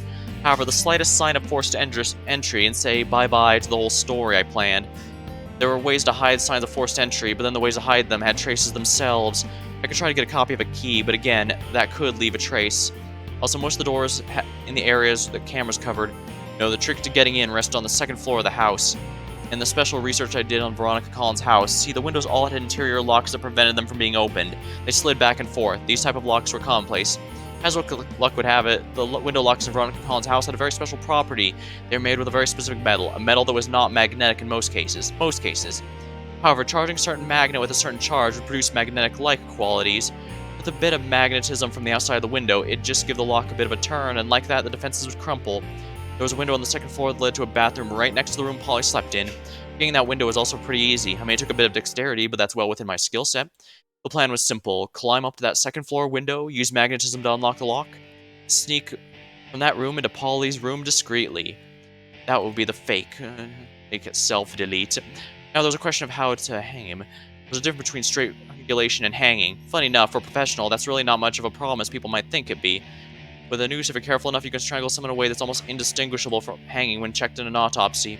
As always, I did my research. I mean, there's always a chance something could go wrong at this stage of the murder. There's always that risk, but unless I really flubbed it, it would at least plausibly be a death by hanging. Just the note should help push the narrative. At that point, it's just a matter of exiting the same way I entered. Lock the window, down the house. In the middle of the night, Polly would die. Not a trace of evidence that would link back to me. Even with all this precaution, death would still be looked into. How could it not? There's simply no way to get around when that objective was killing Polly. The trick was controlling what the investigators would find, and with all this, all evidence they found would suggest Paul took himself out. That was the conclusion they'd reach. If I was lucky, the investigator later, Laverna, might even showed up. It seems like the sort of case she'd be interested in, and if that was the case, there's even a chance I could get a 2-for-1. Not at the scene, of course. Oh goodness no, but stalking her as she leaves, with a super repetition encounter on the street, she was someone that could die with a lot less eyebrows being raised. If I disappeared the body, I doubt anyone would even look into her case. I had pulled back the kunai and flipped it again. After all this time, I still had the damn thing. Even if it reminded me of that scavenger hunt, I guess I was just like flipping this thing. A vague memory flickered in the back of my mind. What was this thing's story again? I somehow remembered Odin ranting about it. Apparently it was called the Gungniri. That seems like something I should wiki at the moment. Let's see here. Actually, the story itself is probably going to be telling us, so I'll worry about it later. Or maybe I will. Let's see if, I mean, not getting any results through searches. I'm just getting the Gungnir, which is obviously Odin's spear. But obviously, since this is a kunai, the Gungniri was used to make it sound more Japanese. Said to be part of some set built by a master blacksmith of olden times. These kunai were said to be finely honed, so masterfully built that anyone could use them flawlessly. If it was flung at a target, no matter what circumstances were in the way, a kunai would definitely pierce what it needed to pierce. Doesn't matter the distance, the skill. Eventually, the Gungniri's blow would strike true. That was really true. Why was I putting so much effort into my assassination attempts? Really, I should just be thinking my target's name, throwing the kunai, waiting for them to die. Simple as that, right? As if. The world wasn't built on myths and legends. It was built on hard work and due diligence. You don't kill someone by praying to a magical weapon. You do it by murdering them with your own 2 hands. I've done so many times in the past. I'd do it again on my own brother. I couldn't hesitate. I couldn't falter. I had to be a human Gungniri, and I had to have been launched at Polly. Soon enough, I'd land true. Want to hear a riddle? Sure. Whoa, way to put me on the spot. Now I have to come up with a riddle or I'd be a bad host. Okay, let's see here. This is a good one. What's the greatest assassin of all time? The one that never fails to kill the mark. One you can't run from, one you can't hide from, the one who kills indiscriminately. The one we all try to fight, one in vain. Got it yet? Now here's a little hint. Each hurts the last kills. A bit of an abstract hint, I admit, but you're a smart cookie. I'll give you a second to think. Okay, got it. If you said time, you'd be correct. Greatest killer of us all. Yeah, I was figuring something along the lines of inevitable death. Or rather, destined death. Though perhaps that's an unfair reading. If we blame all deaths on time, can we credit all births to time? I mean, I don't see why not. Not sure if it works that way. I mean, it's all abstract shit anyway, so I don't suppose it particularly matters. As for that saying, I believe it's referring to seconds. Actually, maybe hours, I'm not sure. Either fits. After all, it's a sundial motto. If you got some free time, try looking up sundial mottos. They are dark, without fail. Time flies, the hour flees. Make haste, but slowly. Look at my shadow, and you will see your life. An hour passes by, the years quickly. Time devours all. I have heard virtually all of these before. Ombra sumus. Pretty ugly stuff, huh? Not sure why I only said the last one Latin. They were all originally Latin. If I was gonna go Latin with any of them, I clearly should have picked Mox Nox. That's just fun to say. Sorry, Sundial's right. Anyways, I like picturing time as an ever-flowing torrent of water, aimed directly at us all. It fills the cracks within us, pushing them until we break. Of course, the earlier you get those cracks, the more damage the time will do to you. Poor Devin. He's cracked from the very start. The planner. It was an early morning. The sky in the early morning had an odd air about it, and from my position on this roof, I could get a nice look at it. Not sure why I was on the roof of an abandoned building. I guess if I had to diagnose this random whim of mine, I liked pacing around. I liked pacing around in the open air. Pacing without wearing a face mask or a hoodie. But I need to lay low, now more than ever. And up on the roof of this abandoned building, nobody would see me up here. There were buildings taller than this, sure, but they weren't in this area of Panthea. So I could pace privately. Pace to try and clear my mind. Though it was a sketchy prospect, it would take a lot more than just pacing to calm myself down. Holy shit, was I trash. I never held myself in the highest esteem, but this is a new low. I performed, to put it simply pathetically. I could feel the iron grip of the spiral. If I lost focus for even a second, I could find myself spiraling in it. What had I done? How had I messed up things drastically? The poly job. I mean, wow. No part of that job went as planned. It was truly incredible how absolutely complete my failure was. How much of a joke of an assassin was I? I'll be laughed at the assassin community. I mean, it's not like there's an assassin community, but if there was, I'd be laughed out of it to be sure. And you know, if it was just this, maybe I'd get over it, but this was coming off the heels of my failure to kill Locke. My failure to fool the cops in the latest cock-robin killings, felt weird to refer to it as slipping. I mean, it's not like I ever had a gold standard of assassination to live up to. But damn it, I could do my job. I could kill the person I meant to. I was a base level of competence at the very simple job of murdering people. And now even that was slipping away from me. Oh, damn it. How did we get in here? I mean, really. Had I messed those hits up? No, I knew how I messed them up. Those failures had very deliberate and specific causes. How did I get here? The assassination business? This was my one job, and apparently a job I wasn't suited for? I could feel myself slipping back in time. The start of this whole thing, that night. That damn night. Just that damn smile at my lowest point, that damn bar. The idiot was laughing me, calling me worthless and pathetic. I started just by striking him once. A simple punch shut him up. He was following me out of the bar, coming at me. He started shoving me around. What was I supposed to do? So I hit him once. Across the face just to get him to shut up, and then I kept walking. I thought it was over. But then that asshole, he had a switchblade on him. He ran at me. If I hadn't turned around in time, who knows what he would have done.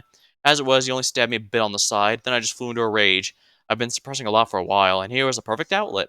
I reached out at his throat. I just started squeezing, strangling. Punched me once or twice in the side, but it was a faint resistance. I wasn't trying to kill him. I was just trying to show him I wasn't joking around, but I wasn't mindful. When I let go, threw him to the ground, I thought that was it. I continued to walk away. I was done with that scum. But then I didn't hear anything. I still didn't hear anything, and finally I got nervous. I turned back around and approached his limp body.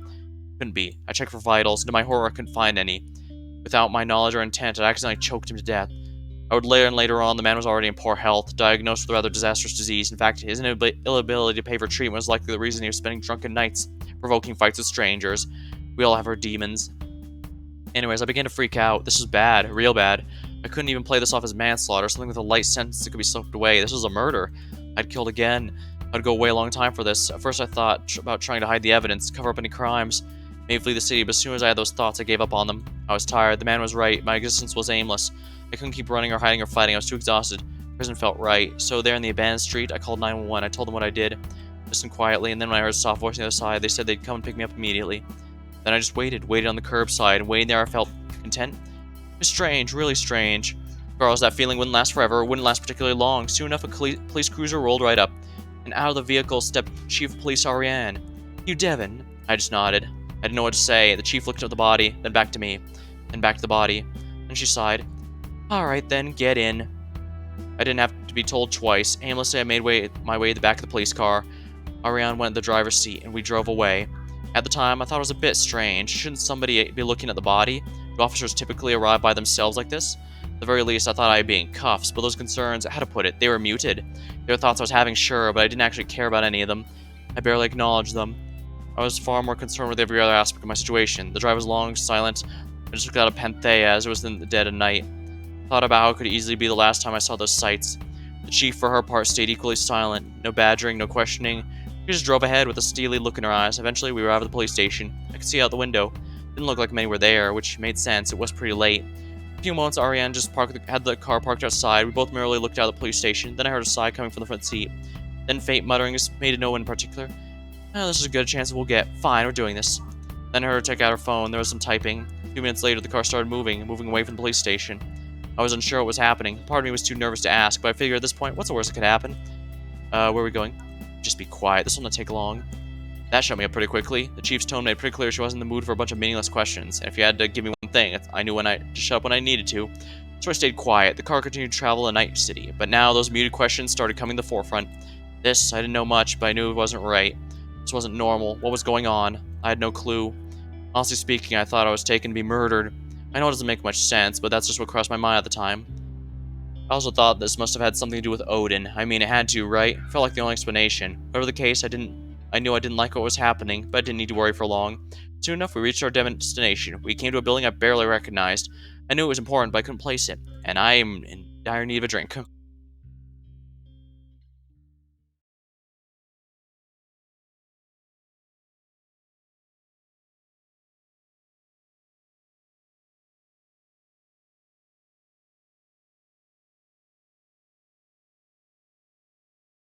Ah, there we go. Get out. Again, no need to tell me twice. I made my way out of the police cruiser, and so did Chief Ariane. Follow me. Like that, she led me forward. As we entered the empty building, I suddenly remembered. This was the governor's office. Why? What were we doing here? It didn't make sense to me, but at this point I was just in for the ride. We walked forwards, and I noticed Ariane was moving towards a painting. She reached under and pressed something. Then we continued down the hallway. Finally, we found ourselves in Governor Ija's office. Miss Ija took a moment to look me over. Then she spoke up. Is this him? Of course. She looked me over once more. Well, aren't we feeling judgy tonight? Oh, please, Ariane. It's an understandable reaction. Is that reaction not the very reason it's him? You have me there. All right. Ija took a moment to straighten her posture in the chair. Hello there. I'm Governor Ija. Hi. Nice to meet you. And it's nice to meet you too, even if these aren't the most ideal circumstances. Yeah. Speaking of, it's my understanding you're here because Ariane picked you up on a rather serious crime. I couldn't meet her eyes. I don't know why, it's just, I guess I have an aversion to admitting what I've done. Devin, please, tell me what you did. There's no need for judgment. I'm not going to criticize you. This isn't some weird, arcane punishment. I want to hear your explanation of what happened. I didn't know what to say. It was so unclear what was happening. I was so unclear on what was happening, but I was being offered a chance to confess, to repent. I wasn't particularly religious. Still, it felt like the right thing to do. And I found that I wanted to. Like this was the last chance I'd get to do this, so I talked. I explained myself. I told the whole story, how I'd been lingering away at my apartment, the encounter at the bar, to my eventual decision to call the police. I didn't filter anything, I didn't make excuses, I just confessed. Spilled my heart out. Maintained eye contact with Miss Ija the whole time I told my story, and she held it back with me. And she was right, her face didn't betray any feelings of judgment or revulsion. Then when I finished, my face dropped to my hands, I didn't cry. I hadn't cried for many years, but I felt like it. It was a cathartic experience. Then after a pause, I heard Miss Ija speak up. Well now, that is a story, a very sorry story indeed, Devin. I'm sorry that it happened to you. To me, Governor Ija, I wasn't the victim. Is that right? I can't say I condone your actions, Devin, but considering everything you told me, I think you're also worthy of pity. Oh well, thank you. That's very nice of you to say. Chief Ariane just clicked her tongue. Damn drunkards. I'm so tired of their type. You would not believe how many crimes occur right outside of bars. Havoc they've wrought, the sadness they've caught. It's disgusting. Now, Ariane. Let's not let personal feelings creep into things. The important thing is, one man's life is ended, and another is irreversibly tainted. Ariane just looked down, a sour look plastered across her face. Even I could tell the situation was unquestionably bizarre. My curiosity was starting to get the best of me. Yeah, I'm still going to be comparing Police Chief Ariane to Joseph Manderley from Deus Ex 1. Well, Deus Ex 1, is it? To clarify. But yeah. And anyone who's played the original Deus Ex knows that things didn't end too well with him. Well, kind of. There's a few ways you can handle that, but that's off the topic. Point is, I don't imagine, as much as Chief Ariane got off surprisingly easy in Laverna's story, I imagine the final story will not be quite so kind. And at the end of the day, she is ultimately just a minion of Ija, as we found out. I mean, they do seem to have a friendship and trust each other to some level, but the fact of the matter is, she answers to Ija under all circumstances, and I imagine Ija sees her as expendable if so necessary. And even if not, like I said, if Ija can be replaced, then her replacement can simply place a new one, and a new police chief in Ariane's place. So she's probably the lesser of all the threats so far. Although she's still up there. Although, with what we know so far, she's still a potential threat. Her and Ija are still the remaining two pillars. The Duats were correct when they said that there's no heart to strike. You can't just take out one leader and have them collapse. But now that all leaders are gone in one way or another, they're finished. There's going to be a power vacuum, and they're just going to endlessly fight over it. There's nothing that can be done to save them, especially since the more I think about it, the more there's nothing Yi can do. The whole reason Yi was taking control was because of his power by force. Now that he was thoroughly defeated by Vels, there's no way everyone's going to be...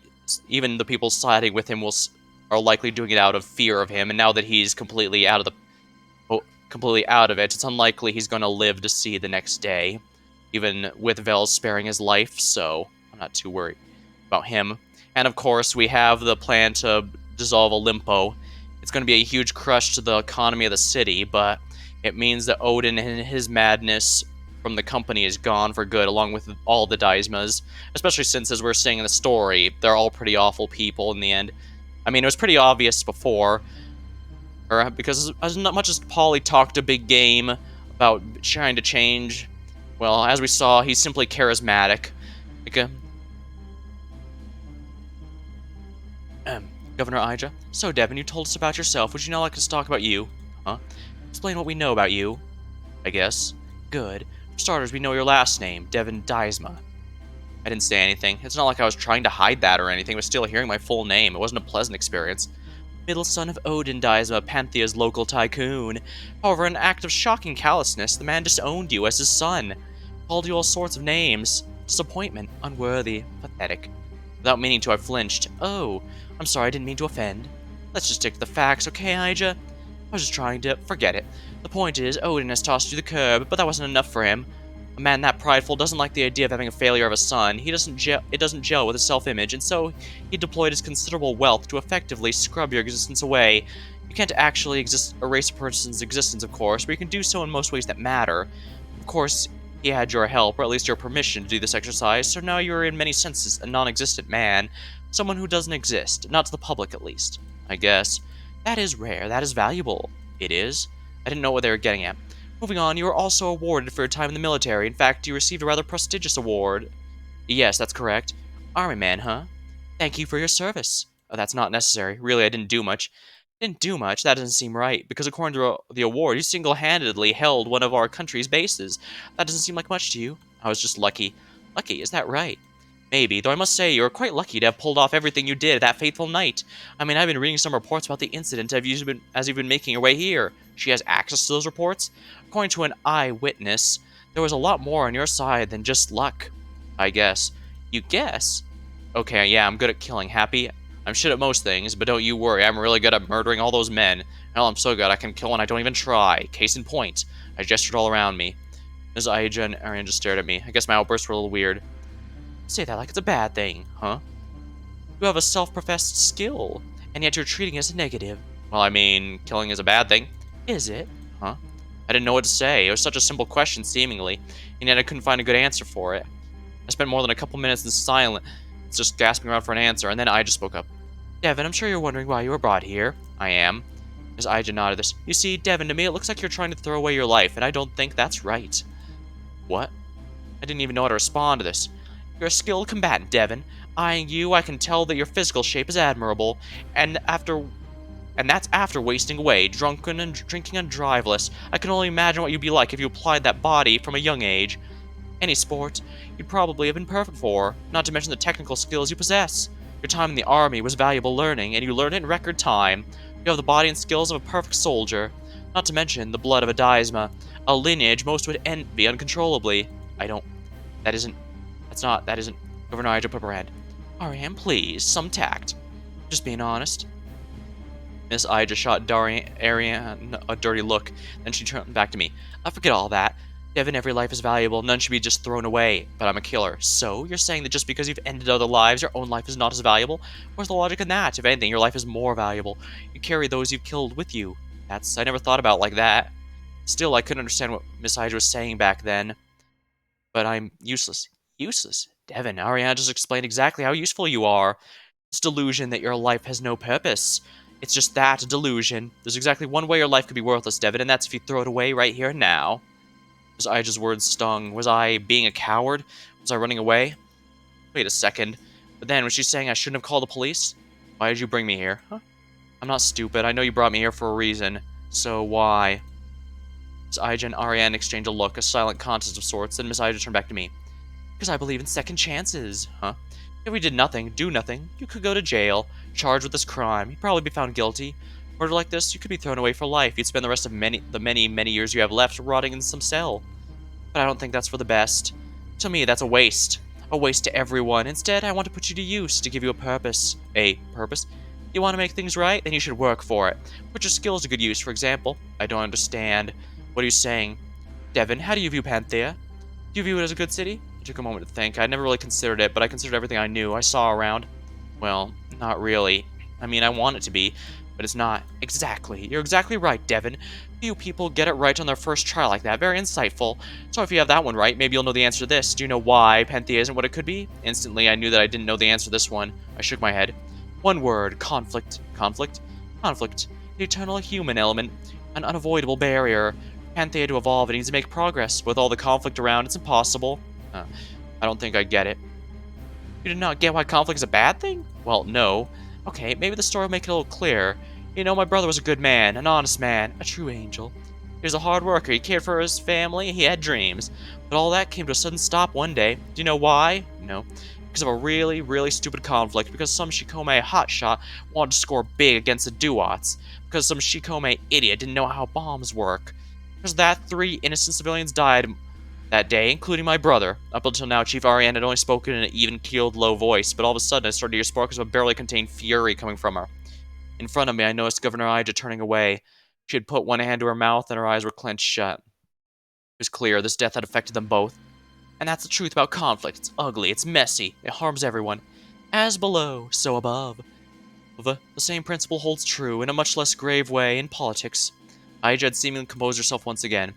To make Panthea live up what it could be, changes to what it could be, changes need to be made. Big changes, sweeping changes. Changes that many would oppose because either would put themselves in jeopardy or because change scares them. And most importantly, to make change, you need power. And power will always attract conflict. Because everyone wants power, everyone fights for it. Everybody struggles to keep it. And before you know it, the power is never used, nothing changes, conflict rages, Panthea burns. I could see the picture pretty clearly, and I couldn't say Ija was wrong. Everything she was saying, it lined up perfectly with what I believed, what I learned. But I was left with one major question. So? Ariane's eyebrows furrowed, but Miss Ija put up some plan. What exactly are you asking us, Devin? Well, you're right, that all sucks, but what I don't get is what this has to do with me, with us. About that. Ija sat back in her chair, uncomfortably moving around. We want you to stop the conflict. Ariane, what? I just like this beating around the bush. I'm telling you to Devin straight. I still understand. Devin, you want to make Panthea a better place, right? Yeah. You want to dedicate yourself to a good purpose, right? Uh-huh. Well, good news. Miss Ija here is trying to make Panthea a better place for everyone, a safer place, a stabler place. But to do that, we need to handle these conflicts. And fortunately, a lot of these are hard to handle, but there's one way to stop them for good. Finally, the implication was dawning on me. You're not saying... I do not suggest this lightly. I have weighted this decision for a while now, very, very carefully. Whenever I do, I think of my childhood. I think of my late husband. I think of what I see when I pass by the streets every single day. I think of a case like yours. The right thing to do becomes extremely clear. Change must happen. It can't happen so long as there is conflict. The only way to settle conflict is with violence. And so, you want to use me as a soldier. Neither Ija nor Orion responded, but their faces told the story, of course. It all made sense now. Devin, I said that life is valuable, and I believe that. So by the same token, can't deaths be even more valuable? It's a horrible plan that I'm proposing, but I truly believe it's the best way.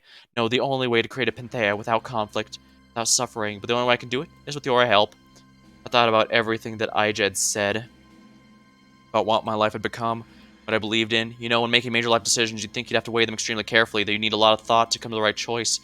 But no, it's more the opposite. At major junctures, the right option tends to come to you pretty instantly. Okay, I'm in. For a moment, surprise covered Ija's face, and then it shifted to a smile. Excellent. And like that, the anti-conflict trio was created. To make Panthea a better place, we'd all do our part. Yeah, I'll admit that Ija is a very charismatic woman, but both her and Zoc, for that matter, have their goal of making utopia, I think they'd probably call it small-minded, but rather... Or I'd say they're just saying it perfect from within their own, a utopia from their own lives and nothing more. I mean, it's been stated quite a bit that crime on the whole is down, but the Duats are just inventing crime to protect people from as a result. That being themselves, of course, since they bully anyone who doesn't, for example. And of course, Ija's so scared of conflict that she hired a plant. She's already got a pretty solid election going, and more money than one could expect for that. I mean, the Daismas, we've already established how terrible people they are. I mean, Odin... it's nice that Odin's at least honest, that he doesn't care about the unwashed masses. But even he admits that he couldn't do anything without the help of Zahak and Marduk to help get his company off the ground. And yet he insists that the weak cling together in a desperate attempt to try and get work. So yeah, I'm pretty sure all 4 of these people are full of shit, if we're completely blunt. We'd put out conflicts and we'd make the city a better place. Took a while getting everything into place. For starters, we needed to deal with the little fact I had strangled someone to death in the middle of the alley.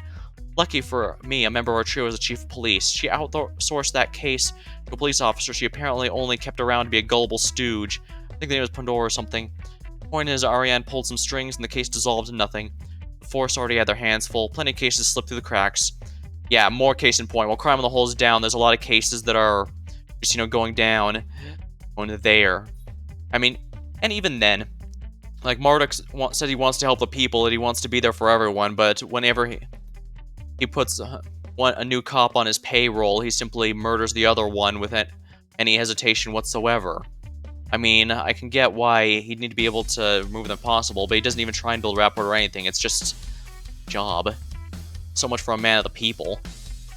Hope by the time things were done, that no longer be the case. I also spent time becoming the perfect assassin, getting back in shape, researching effective methods, acquiring the proper equipment. Search history. Yeah. YouTube guide on how to become a flawless assassin. Early days, I dealt with some immediate and reprehensible targets. I took assassinating people to assassinating pretty quickly. It wasn't a case where my first few objectives were bungled, training steps I needed to take. For my very first victim, I was efficient. However, we quickly ran into a problem. Aija realized everyone who stood in her way happened to die in an unexplained assassination. If Aija realized that everyone who stood in her way happened... I think Aija realized if everyone who stood in her way happened to die in an unexpected assassination case, things would start looking pretty bad. So we had to come up with a workaround, hence the Cock Robin murders were born. If it looked like they were the work of a psychotic serial killer, things would be far less suspicious. Who cared about motive? It's the work of some psycho. Of course, that would only work if the Cock Robin murders did happen to random people. I was pretty uncomfortable with the idea of killing random strangers from different walks of life, as was Miss Aija. Luckily, Chief Ariane came up with another idea. She was, of course, a police officer, meaning she came across her fair share of dead bodies herself. So the plan was clear. Ariane and I would both become the Cock Robin killer. Ariane would set the key items in a variety of crime scenes, one that looked unlikely to be solved, ones that threw off the scent, and then somebody needed to be dealt with. I would fill in the next verse. It was an efficient system, worked like a charm, and that was my job. That was my life, that was my purpose. That was how I got here, and now, my purpose, my life, my job, it was all in shambles. This is the one thing that gave me worth. Yeah, we can see here that even after all these years, Devin is still trying to get his father's approval, anyone's approval, because he was denied it. To an extent, the other brothers are still as well. I mean, Art's just a yes man who's trying to ass-kiss Odin, and Odin, of course, actually is realizing this, that he's following the rules without actually understanding them. But of course, we've already covered Odin, and Polly's very charismatic and does things the beat of his own drum, but he's also a lot more selfish than he was off. In a way, he almost reminds me of King's Knight from Shovel Knight. He was also... he seemed to be hated by basically everyone, so I was wondering why his profile listed him as charismatic, and then during his story, found out why. He actually managed to do quite a bit of great things, but then the first chance he got, he screwed over absolutely everyone. The only good thing I had ever done, we were not for that faithful knight, we were not for Miss Aija's generosity, we were not for Chief Ariane's resourcefulness. I would have died alone and unloved. I would have died never knowing anything of worth. I would have lived a pointless existence. And without my job, my life, my purpose, I'd slip right back into the pointless existence without anything to offer. My only meaningful achievements firmly in the past. All of a sudden, my spiral was interrupted. I felt a vibration. I was so out of it, I didn't realize the obvious truth. This was my phone. However, as I came to the realization, the momentary shock I felt dissolved into something more insidious, deep-seated fear. The inability to even look at the screen, but I had to. I didn't want to, but I had to. If I didn't, things would be worse. Though my arm resisted, I pulled out my phone. I looked at the screen. Sure enough, it was Aija. I was waiting for this. I hadn't yet had a chance to actually have a conversation. That wasn't quite right. I didn't want to talk with her. I was waiting for her to contact me. That definitely didn't make things better, but what could I do? I couldn't bring myself to contact her. I'm not that strong. I had to pick up. If I didn't, I was truly useless. I steeled myself. Whatever was on the other side, I deserved it. I'd be fine. Take my scolding, move on. Hell, I was Odin's son. I'm no stranger to scolding. This is a big cakewalk. And besides, Miss Aija was nice. She was understanding. If I explained myself properly, well, I couldn't expect it not to be berated, but she'd understand, maybe? Maybe she'd understand it. Click. Hello? Devin. Yes? What the fuck's wrong with you? Instantly, my defenses shattered. I said I'd be fine. I thought I'd be fine. I was lying. What was wrong with me? Odin could beat me on a daily basis and not achieve results Miss Aija just did with a single sentence. For whatever reason, I was already feeling queasy. I held on. What do you mean? What do I mean? Did I stutter? I ask you, Devin. What exactly the fuck is wrong with you? Well, Aija, it wasn't entirely my fault, but I can explain. I think Paulie knew he was going to be assassinated. When I broke in, he had bodyguards. Not one, he had 2 bodyguards. And I know, patrol for that, check for that. That's the thing, I did. I used Art's help to track his purchasing history. I did reconnaissance. I gathered the intel. For the life of me, I didn't find hide nor hair that he had gotten bodyguards. They were up like really late at night. I don't know how. I guess when I confronted them, I just panicked. I tried to salvage the mission. I thought if I didn't just spill blood, hanging the store would still work, so I didn't use my gun until it was too late. If I just shot first and asked questions later, it's never what happened. Entirely my bad. Well, when it was 3 versus 1, even still, I could have won, but the cops were coming, and you said I'm your weapon, right? Well, of no use to you as a weapon, I'm in jail. I know we've got Ariana on our side, but if I was found in that house, there's no getting away. I know I failed this mission. Hope for the future. You're useless to me as a weapon if you're compromised. I just shouted in an angry tone I hadn't heard from her before. She was very upset. Compromised? I don't... Are you saying, did Polly recognize me? Because that can be dealt with. I mean, Polly still has a hit on. There are photos. Couldn't think of more disheartening 3 words. What? There are photos. Photos of the place where the scene of the crime. That's not possible. The whole time I was locked in combat. Well, obviously this combat couldn't have been that intense if someone was able to get a picture of you. Oh yeah, Bells had snapped a photo of him. And the response was devastating. How do you know? Ha! How do I know this? I was shown this photo. I was also shown another photo taken of you. A photo taken of you and me, together. Do you know what this means? Yes. What does this mean? So the evidence Vels had gotten this entire time was us. That means I'm compromised. Precisely. Precisely. I had no words. I had no arguments. I had nothing. This was in the hands of a journalist. If this was in the hands of a journalist, we'd truly be fucked. So wait, it's not? No, some opportunistic asshole. Don't ask me how he got hands of these photos. I don't want to think about it too much. Luckily, we're dealing with rats. Rats can be exterminated, and at present, this particular rat's trying to use these photos to extort me. That's horrible. Let me handle this, and I'll make sure the guy no. But what part of no don't you get? You moron, what don't you understand? This guy knows about our connection. He's been stalking us. He's probably expecting you to make a move, and you think he won't account for that? But then what can I do? Nothing. Do nothing. So you're just gonna give this guy's demands? Did I say that? No. Right. Luckily, there's another person I can trust at a time like this, though they're none too happy with me at the moment, thanks to your little screw-up. Turn to Art. At this point, he's the brother less likely to screw things up. I'm giving a lot by asking for his assistance. However, apparently he has a contact with the Duats. I'm using him as an intermediary. They will handle things. Yes, I've resorted to consorting with the Duats of all people. This is how low you've dragged me. Hold on. I knew I was in the doghouse. There's something I couldn't help but bring up. Ours has a way to put a hit other than you. Then why was he willing to pay so much to kill Polly through me?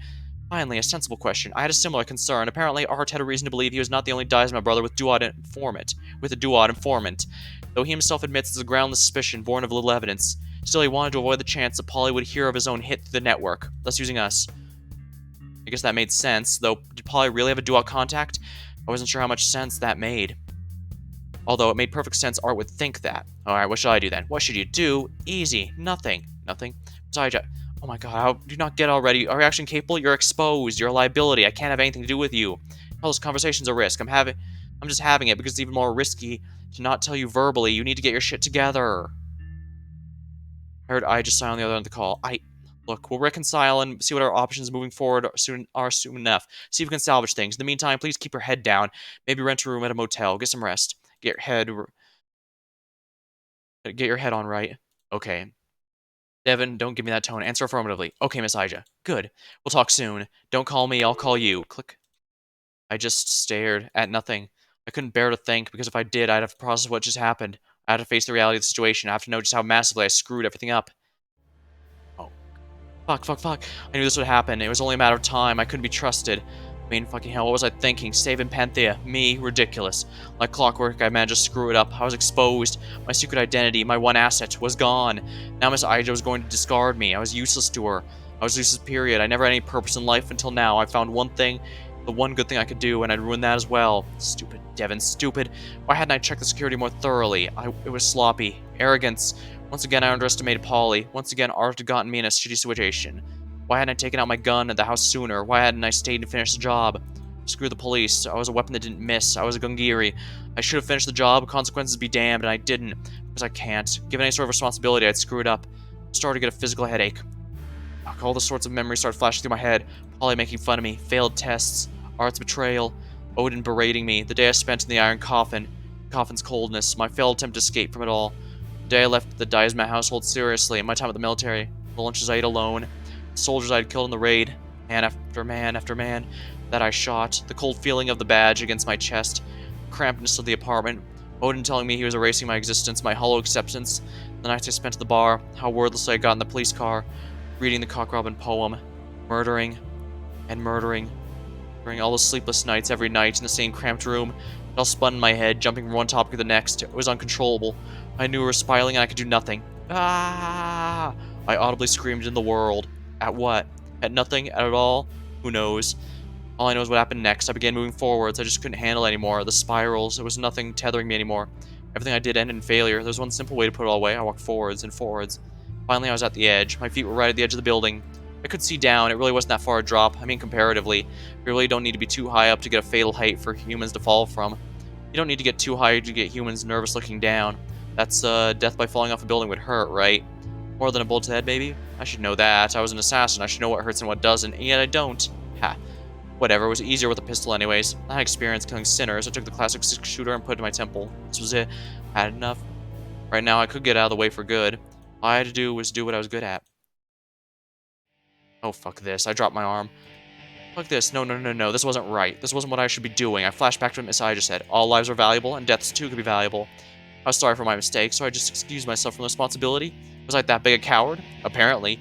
But no, that's not right. No, this was right. I turned away from the ledge. What I should do is make things right. My purpose? Of course, still my purpose. It was just slightly changed, but to make things normal, I had to handle things. I just had to do my job, stop the conflict, and maybe doing this would end things. Maybe this was my final volley of sorts. Last shot before I burned everything to the ground, including myself. Well, that's fine. I was already a dead man walking. Future prospects couldn't scare me. My death would be valuable. I kept walking toward the stairs. Sorry, Miss Aija. For once, I wasn't going to be listening to your order. I was going to make things right. As almost a nervous tick, I began spinning the cylinder of the pistol. There was many people who stood in Miss Aija's way that I could have eliminated, that I should have. Laverna, spin. Locke, spin. Polly and his 2 bodyguards, spin. I was going to be careful. I was going to be smart. I was going to collect information, spin. And then I was going to put things to action. I'll manipulate them all, just showing up in one room, and then in a single instant, I'd wipe away every last one in one go. Looked at the gun I had in my hand. 6 bullets. 5 targets. Perfect. A shell for every head, and 1 for insurance. Well, that very nearly got quite dark. Hey, isn't that weird? Why would it be darker if Devin did take a big fall as opposed to him deciding killing a bunch of people? That doesn't make much sense. Probably because people get their knickers twisted when self-delete is on the table. Well, including YouTube, apparently. But why? Why is it bad to joke about that, but a good murder joke gets the crowd a-rolling? Well, it's subjective, of course. Some people think you can joke about both, some think you can joke about neither. By and large, people find suicide taboo and murder not so much. Maybe it's because people might know others who kill... Oh, who've done that to themselves, but come on, when you look at the statistics, the rate isn't that much higher than the homicide. If you ask me, homicide's a far more tragic event. When somebody's killed, their lives, dreams, desires, plans, they're ended without any consent from the victim. With the delete, at least the person gets to do it on their own terms, full consent. If some random innocent person was locked in solitary confinement with a gun for a month with no good justification, people call that injustice. Or prison in some places, but let's not get further off topic. But by the same right, if someone chose to imprison themselves for a month, well, some might suspect said person was a little loopy, but no one would have a problem with it. So what's the difference? Some people cry out there's never a good reason to harm yourself. That's arrogance, the privilege of those with lives that didn't rather than want to harm themselves. If the remainder of somebody's life will almost certainly be filled with pain and misery, of course it makes sense to cut that off at the pass. Are the plaintiff unjustified ones? People who didn't have a good reason to check out? Sure, but let's not pretend that's the only type. Then again, I don't particularly care about any sort of deaths. Perhaps I'm not the best person to speak about that topic. We need another bet, though. Something to bet on. Hey, what do you know? Devin clearly sounded out a mission statement there, gathering Laverna, Vels, and 2 guards in a room. And stuff about killing them, but who knows what'll happen that front. I'm more interested in betting on that first bit. Will he be able to gather the 5 individuals and himself in a room? What do you think?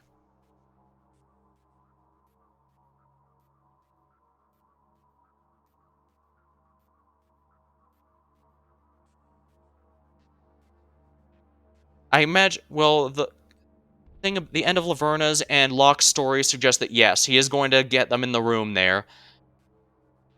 We haven't been playing as Polly. Bells, however, she's up to something big. She also told Krish not to listen to anyone, not even someone claiming to be her or Polly, but no, just Polly. But it doesn't matter because we know Krish isn't very smart and will do so anyways, just because he's a bleeding heart and hurts him. So I can account for 3, but all 5. Largely, the biggest X factor is Vels. Possibly Krish if he actually listens to Vels this time, but he probably won't. So Vels is the big X factor. Alright, let's go with one. Somebody's down on Devin. Alright, price time. What are you betting? Cool. Cool, cool, cool. Well, I guess we'll have to see how it all shakes out, won't we? We're going to use the gold key. The final one. As I suspected, the Jade key is the final one. It's likely Jade to reference the previous games, since the Jade Emperor was held as the main antagonist for the main story. The Hidden Ace. Damn it. Damn it. I walked down the Pantheon streets with unparalleled rage. Well, unparalleled may be putting it too strongly. I had felt quite angry at various periods of my life, but still this is a strong contender for my frustration. On that roof, I dedicated myself to a cause. With righteous fury, I had made my intentions perfectly clear. 5 targets, 6 bullets. I cleaned up my mistakes. Oh, I forgot though, Vels mentioned that helping out Krish ended up being bad down the line. It's possible he does manage to succeed in his goal in the end. Maybe I should have bet towards it. Oh well. I cleared the record, simple as that. It was supposed to be as simple as that, and yet, damn, I kicked a discarded can lying on the sidewalk. It was a particularly bad part of Panthea, less populated. That was better for me. I didn't want my walk interrupted, and if I ran into trouble, I wouldn't care. At this point, if I was going to get mugged or something, I might as well whip out my pistol and fire 2 slugs in the assailant's stomach. That's how checked out I was. Not a one. 5 targets, I'd been unable to seal the deal. Hell, even close to touching any one of them.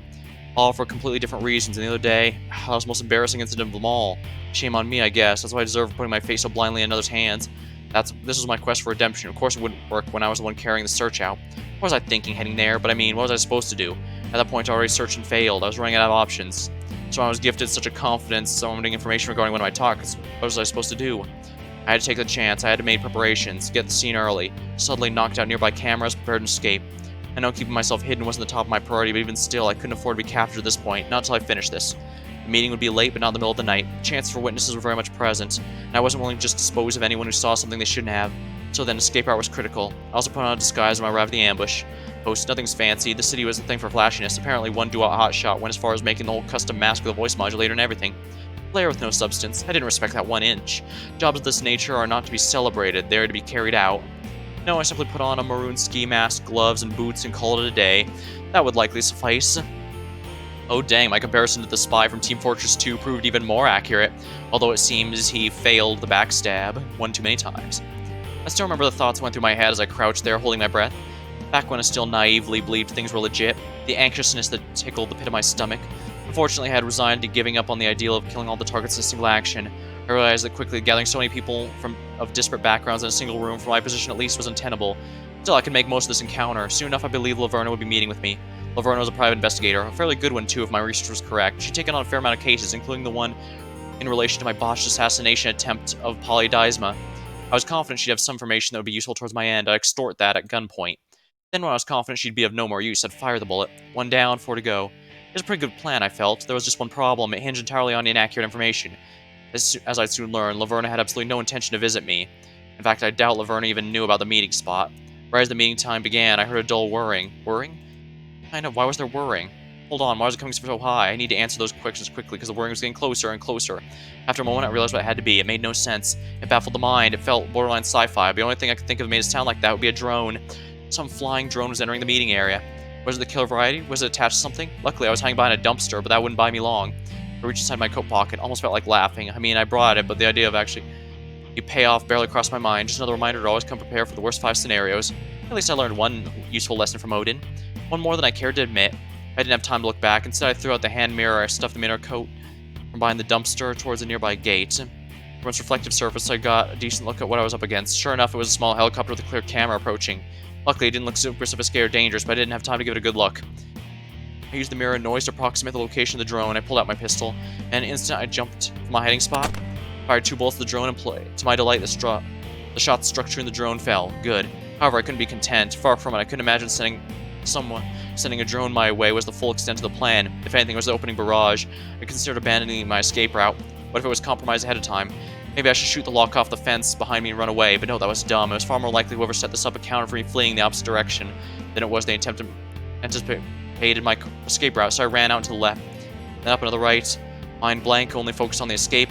Before I knew it, I was a fair distance from the scene in an abandoned attic, and then I just hid. For over an hour, I ducked behind the spare box and hid. In my experience, people are far more likely to assume you immediately tried to make a getaway.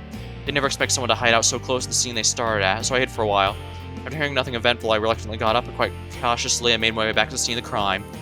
Scene of the intended ambush, to be more accurate. My path back was quite slow and deliberate, careful to be sure I wasn't being watched or walking into anything. Eventually, though, I ascertained there was in fact nobody waiting for me. I walked back to the alley, and to my surprise, nobody bothered to take the drone back. This caused me to reassess how big a threat I actually was dealing with. That reassessment continued as I looked over the drone. It wasn't elite tech, it was commercial trash. As far as I could tell, the drone had been piloted from the down this alleyway was the type you could order from an electronics store. A bit pricey, sure, but far from exclusive. Didn't even come equipped with any notable features. A few cameras, for one. Let you actually see where you were driving it. A speaker as well, with a microphone presumably coming with a controller. Other than that, nothing. No guns, turrets, no explosives. It was unimpressive, unthreatening. So then, what was the purpose of this drone assault? Just what, to capture me on video? To get a closer look? Possibly. That felt weird. The person who contacted me had access to my private number. Surely they know me and my deal, right? Or maybe not. I was assuming too much knowledge on their part. Maybe I was assuming too much knowledge, too much competence. They hadn't exactly been wordy when tipping me off. I pondered these questions, didn't have a clear answer. I still didn't. I thought about it more, came up with no leads. It was a thoroughly weird interaction. Frightening one too, at least in my part, but it left more questions than answers. More importantly, more disappointingly, it was of little use to me. Negative use, if anything. It had wasted my time and a significant amount as well. I'd gotten my expectations up. All for nothing. I shook my head. Useless. Dumb on my part. How desperate was I for a lead? Pretty desperate as it turned out. My search leads were turning up painfully short. Ugh. Was this why I never really handled the preliminary intel? Was I really not built for it? What was the problem? No, it wasn't my fault. I mean, Miss Aija also had trouble getting details on these people, and she hired the best. If there was little to be known about my targets, it wasn't an accident. It was quite intentional. But by who? The targets themselves, I suppose. It was a little weird. This many people to hide their presences so thoroughly, unnatural. My instincts were telling me it was unnatural. See, it sounds easy to go into hiding. How hard could it be? But it's a lot more complicated than you'd think.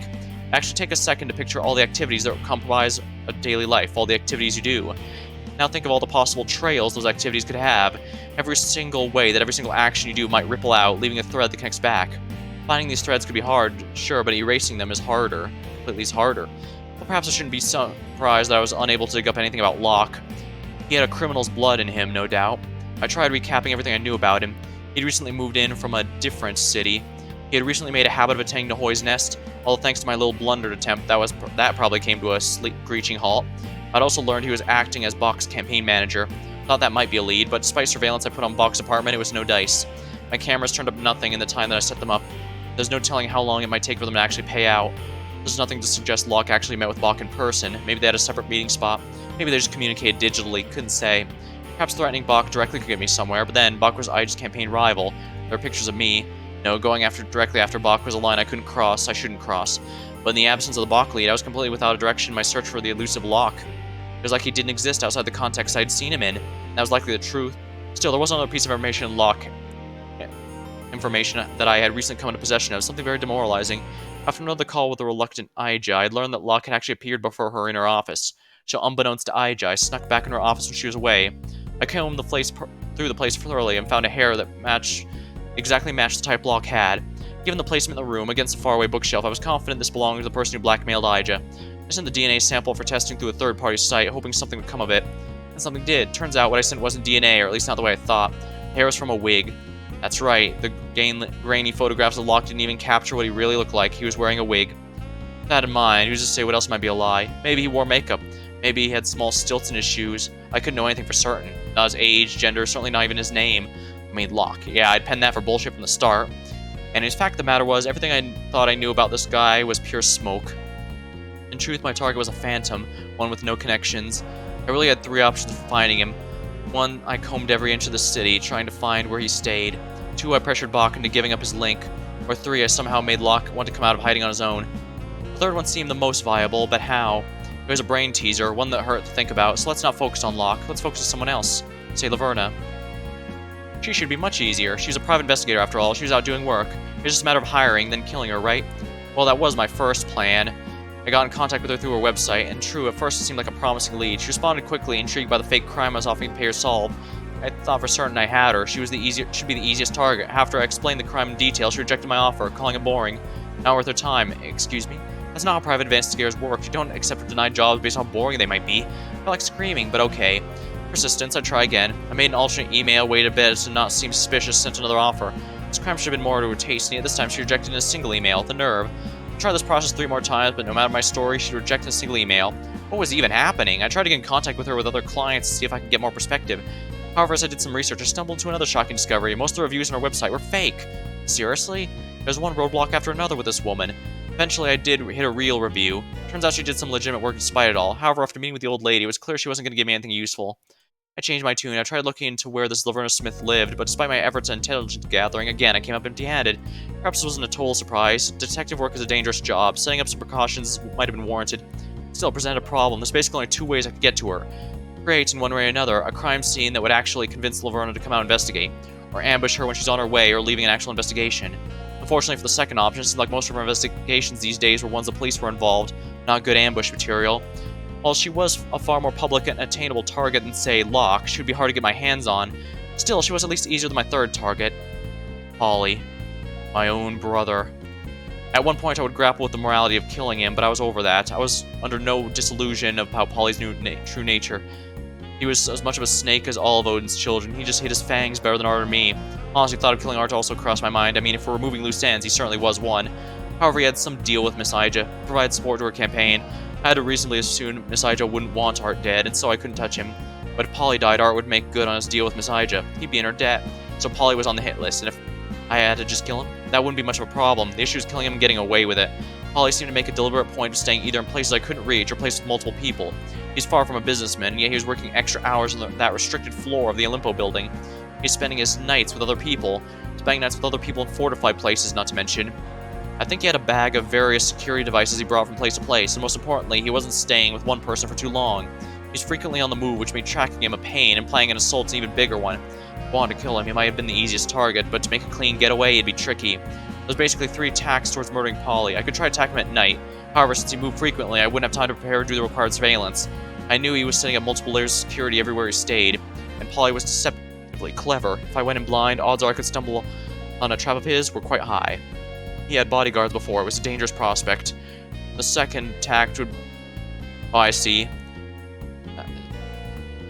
So I went and thought maybe Devin had been prepared for bodyguards there, but he wasn't. He would just try to take out Krish because he thought it was just one, but when it was 2, things got a lot more complicated. Attack him in the day. However, as I mentioned, he spent most of the day in Olimpo's restricted floor. Just getting there's a struggle, and getting out, an assault on the Olimpo building would be self-destructive. I could only target Polly this way if he was the last of my victims. Kill the other 4, then we could talk. Until then, this option was out. The final attack was a miscellaneous other. Polly was unpredictable and not always logical. There was a chance an opportunity would present itself where he couldn't be under heavy surveillance of some type. If that opportunity came about, I'd be sure to jump in and take advantage. The only problem is I have no concrete ideas of how to create such an opportunity. 3 targets down, and all presented significant problems in assassination, which brought us to Polly's bodyguards. Let's start with a slightly more tangible force, Krish. According to police reports, there's only 1 bodyguard, but there's 2, and I got a decent look at both. Krish was apparently a known figure in Panthea. A lot of people could speak to their character. Good kid was a common sentiment, which led me to a question. Should Krish be on the list of targets? Well, of course, they had to be. They had to see me in action. They had to be stopped. They had stopped me from doing what needed to be done. They were a bullet, surely. Getting Krish should have been easy. They were an extremely known quantity in the city. I could get a ton of info on them, and they weren't particularly powerful either. So then what was the issue? The issue was Krish was missing. Yeah, apparently they pissed off the Duats some time back. Nice going, Krish. Way to make it harder on both of us. So then, since then, Krish has been in hiding. The Duats were unable to locate them, so where could they be? I actually had an answer to that. At least I knew what they were up to until recently. They were acting as bodyguards of Polly. I have no idea how that arrangement happened, but it's probably intentional on Polly's part. Clever of him, I had to admit. Untraceable bodyguards are hard to predict. Anyways, somehow with Krish on the run, they wound up on the protection of my brother. Then I came and burned down Polly's house. With that in mind, I could make a decent guess to where Krish is now. They must have been hiding somewhere courtesy of Polly, only fair. Krish had held up their part of the bargain, so Polly was shielding them from the Duats. Only inadvertently, he was also shielding them from me. This raised issues. The Duats were even more prolific at gaining information than me, and anyone with ears to the ground knew about Duat Information Network. Getting around them was a bigger hassle than getting around the police, and that's discounting Ariane's influence on things. Part of the Duats' whole shtick is they have a monopoly on Panthean crime. Obviously, they didn't like the thought of some no-name assassin not working on their dime, so I had to be careful as not be detected. I had managed it, but it was hard. So if the Duats hadn't found Krish, I had to assume that Polly was still doing a decent job of keeping them under wraps. Still, normally I could work around this. Krish must have been close to people. I just had to get creative with the use of leverage. Take their father, bailed him off, to ensure that would Krish out of their shell. I could potentially think of plenty of tricks like this, but the one major road issue blocking them all, I had no assurance that Krish would actually hear about any of this. If Polly was smart, he would have told Krish something like, "I'll handle everything on my end. All you need to do is Stay hidden, stay silent. When the drop problem's handled, you can leave. For now, just live comfortably in this pre-prepared hiding spot. Krish was likely completely secluded away, both from prying eyes and extraneous information. That was the way to do it. With no desire to leave hiding, no way to compel them, Krish was basically invincible. There was exactly one way to get Krish. I needed Polly to tell me where he had him hidden away. This wouldn't be an issue, but then, seeing the problems with killing Polly, I could only reliably get Polly in a last-ditch self-destruction attempt. Not the right context for extorting information out of him and then acting on said information. There was only the chance Polly kept the information of where Krish was hidden somewhere else, but even Polly wouldn't be that stupid. Finally, we have target number 5, the complete question mark. I had taken a single step towards identifying them. Vels. That was the name. That was as far as I got. Vels appeared to be a complete enigma, even more so than Locke or Laverna. I knew nothing of Vels' motivations, I knew nothing of her actions. I did know that Vels had arm tattoos of lightning, and I did know Vels was seen every now and then with Krish. That was about it, and even that last piece of information, it wasn't a frequent occurrence. The people I interviewed, they also said they barely knew Vels. What? What was Vels' deal? And this whole thing, she was the biggest question mark presented to me. I should know more about Vels, right? Then how? I shook my head. If I knew nothing about Vels, and plotting this below was very difficult. As far as I saw it, I had one really useful fact that might have been converted to a tactic. If Vels was seen hanging with Krish, then perhaps it could be intuited that if Krish was put in harm's way, Vels might make an appearance. It was an iffy bet, but it's the best one I had. One problem, to try and get Vels to come out, I need to put Krish in danger, and to put Krish in danger, I need to extort that out of Polly. Currently, I don't know a way to get to Polly that wasn't either extremely risky or guaranteed self-destruction. That's not even mentioning how I was going to get Laverna out of the play. To get Laverna out and play, and Locke. Locke was barely less of a phantom than Vels. Damn it. Where did that leave me? Utterly directionless. It was so annoying. I could see a direction that needed to move towards, but I couldn't figure out how to move that way. It was like a really complicated puzzle. The objective is clear, but it feels as though I've exhausted every available method and come back to nothing to show for myself. Except with a puzzle, you'd theoretically be assured that there's an actual solution somewhere. Somehow. And that combination of moves would bring you the answer you sought, but this? No such thing. It was a scary idea. Conventional wisdom says anything you put your mind to you can accomplish, but really, how accurate is that? You think if that was true, a lot more would get accomplished. It seems like an awful lot of people have their minds set to things and have absolutely nothing to show for themselves. Is it ever possible for me to exceed Odin, to surpass art? Was there any combination of events that would have allowed that to happen? I mean, yes, physically speaking, there was probably some set of choices on my part that could lead to that outcome, but me with my personality, my disposition, ever plausibly reach that set of choices? The more I thought of it, the more dejected I got. Maybe everything was possible for the best of us. Maybe, but categorically speaking, not everybody can be the best. That's what being the best entails, better than most people, and if you're not the best, what is possible starts to shrink rapidly. Okay, then just become the best. Simple? I don't know anymore if it was that simple. Odin certainly seemed to think it was, but then, when I could tell, humans can only reasonably control a few things, our will and what we do with it. That's useful, sure, but only so far. Think about it in another light. Will in itself isn't inherently useful. It's like you could be put on a concrete cell and given a spoon to break your way out. Theoretically, if you wanted to, you could even break out of the cell using that spoon. In the real world, though, you'd likely starve before you made a dent. Similarly, you might have the will to become the best, but for most people, that's not going to happen. It's unfair. And that was bad. And it was inevitable, maybe. At least it seemed pretty inevitable as far as I could tell, though this whole thing seemed too high-minded for me. But what wasn't inevitable was how many people didn't understand this. I mean, sure, I hadn't until very recently. I'd always viewed things as Odin taught me, as much as I hate to admit it. But like most things stemming from Odin, my past way of thinking was very toxic. I always thought my failures were my faults. Was that right? Maybe. Sometimes it definitely was, like that drone ambush. Totally reasonable for me to have not fallen for that shit. Yet I was failing to find my targets in a reasonable time frame. Was it possible to find them to come up with a solution? Maybe. I had to think so, since they all exist in the city somewhere. Yet the more I thought about it, the more unreasonable it felt to actually expect me to have killed them all by now. So then, this was too high level for me. I wasn't good at this type of thinking. I'd never been. Regardless of all that, fact was I still need to find the 5 targets. That was how I made it right. No, that's how I proved my worth. I had to find them, and my inability to do so was frustrating. Yeah, like I said, he's trying to prove himself to Odin, to Aja, to himself probably more than anything else, because at the end of the day, he doesn't realize that he can make himself satisfied, and that would be sufficient, but obviously that's something to blame on Odin's raising of him. Perhaps I reached a high level of self-anger so extreme that I defaulted to ignoring the problem in front of me by thinking about extraneous things. Whatever the case, I had to focus up. It was a lie to say I had no leads. I had at least one way to get to each of them. I just needed to find the right combination, the right plan. Think. What will lure Locke out? How do I draw Laverna's attention? Is there any way to isolate Polly? Is there any way to track down Krish? Is there another fact to know about Vels one I could use? No, I just couldn't. I've been walking around aimlessly for what felt like hours and was no closer to an answer. Despair filled my body. I felt once again like giving up. And then, ring. Who's calling me at a time like this? I took the phone out of my pocket. This asshole, the number wasn't identified by the phone, it was identified by me. This is the asshole that gave me that tip, who launched the drone at me. They somehow got my number and contacted me before. Now they were doing it again. What was this for? Just to taunt me? I wanted to just hang up, but well, I had nothing else. Why not? Let's just see what they had to say. What is it? Not feeling too good?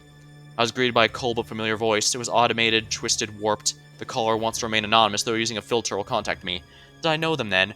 Or is this paranoia? Perhaps I made a reasonable assumption I'd run into them at some point or another. Why was I giving this so much thought? Matter of fact, I'm not. Sorry to hear that. Why is that? A lot of reasons, really. For one, I got totally duped by you. Duped? What do you mean? Oh, don't play dumb with me. It's not funny.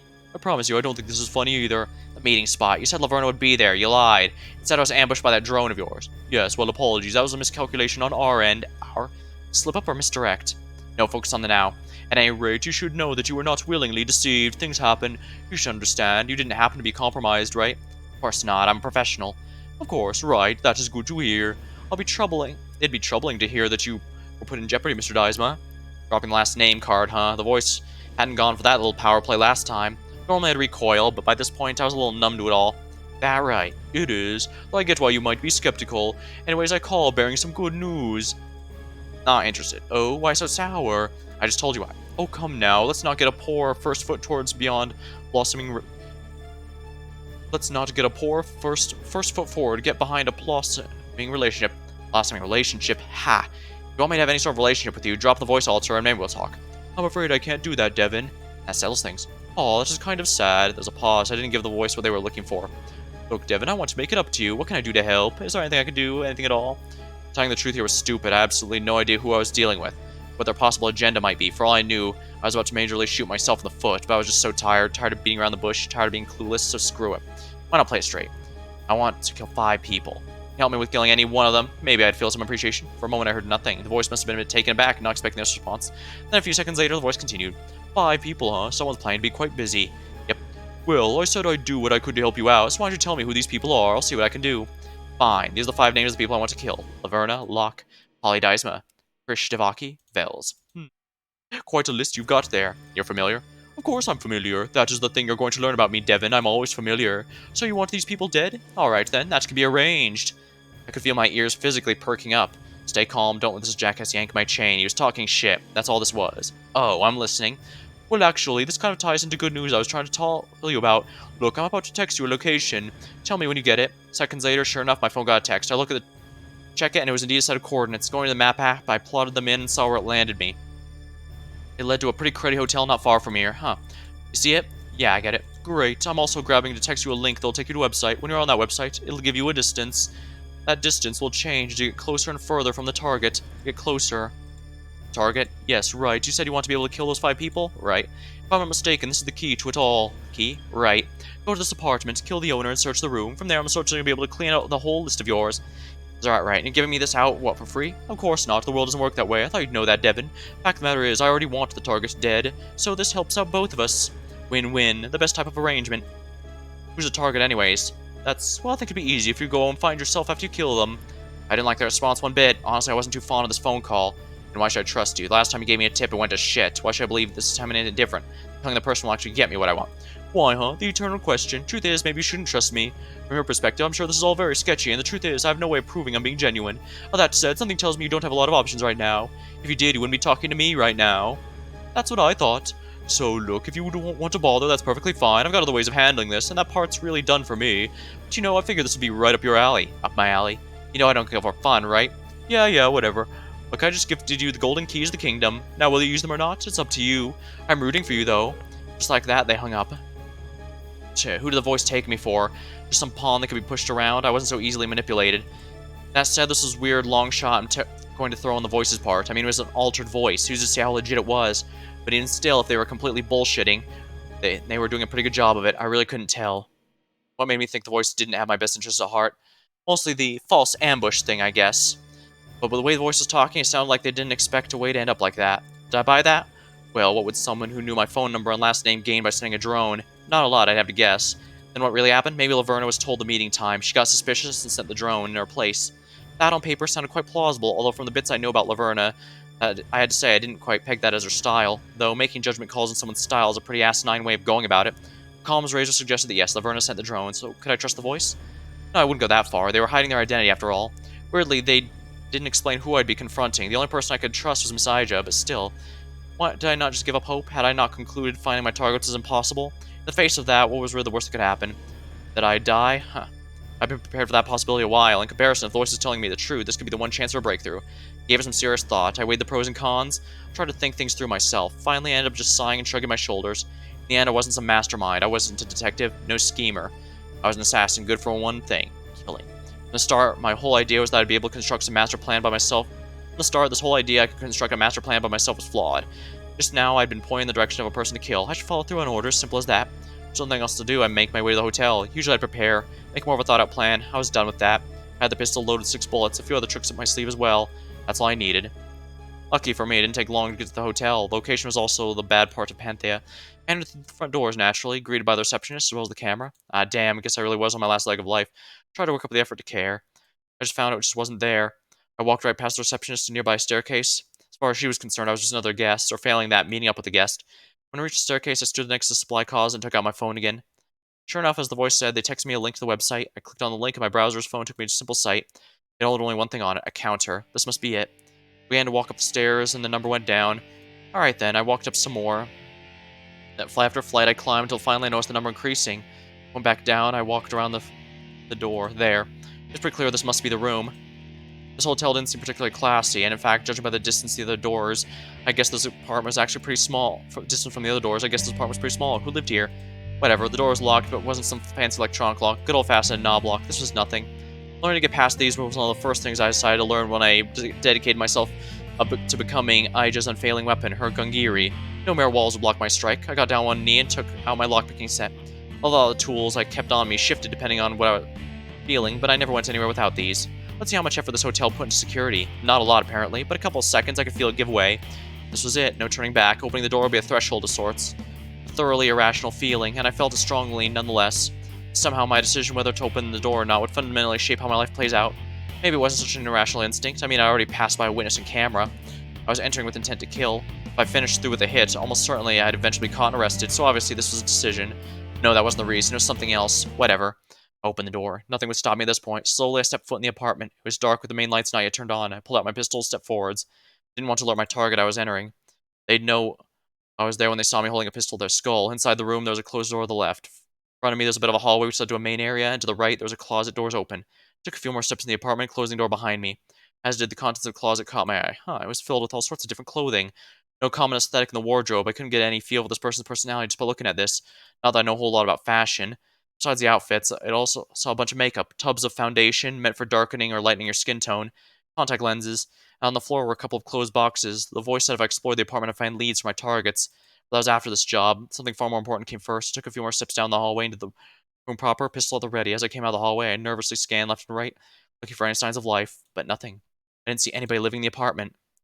Left there was a bed, not made. To right, a couch with junk splayed out on it, as well as a chair on front desk which made a laptop currently on. Absent-mindedly, I looked further in the room. Something couch caught my eye. Lying haphazardly was a sleek black mask. When I recognized belonging to the shadow of Panthea Thane. Was it a replica, or was this... No, forget that. What interested me more was the open on the laptop. The side of the laptop had some sort of USB plugged in. However, currently open was a social media website. Kamapa? I'd heard of it, yeah. I briefly locked the computer owner's account. Olaf. Oh, so this is Eris's apartment. I was going to check the computer for more information, but just then I heard the sound of the door opening behind me. Instantly, I spun around, pistol ready. Caught the figure dead in their tracks. Exiting from the door, I passed by, which I now guessed was probably the restroom, as a figure. Instantly, I thought I recognized them. The pants we're wearing is unmistakably the type I saw Locke wearing. Then why were the figure's eyes silver? Silver just like Laverna's the picture I've had of her. Then I noticed a detail I should have instantly noticed. The figure's arms were encircled lightning tattoos. Wait, so Laverna, Eris, and are all the same person?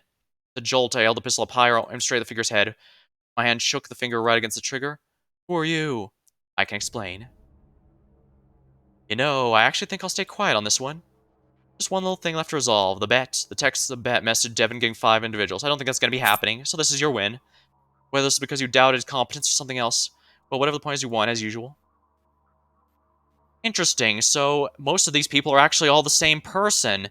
That explains a lot of things, actually. We never heard...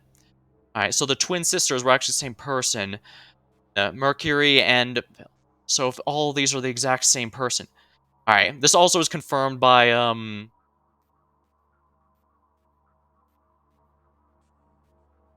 oh, nice, alright.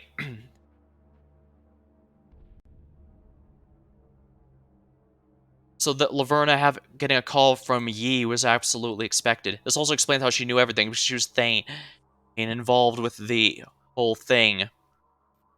She knew these mysteries because she was involved with them in one way or another. Devin is the only person here who's not to this single individual. That's also why I officially won the bet that it would be impossible for him to gain all 5 people in the same room, because of those, Vels, Laverna, and Locke are the same person. Polly and Krish are not player characters, so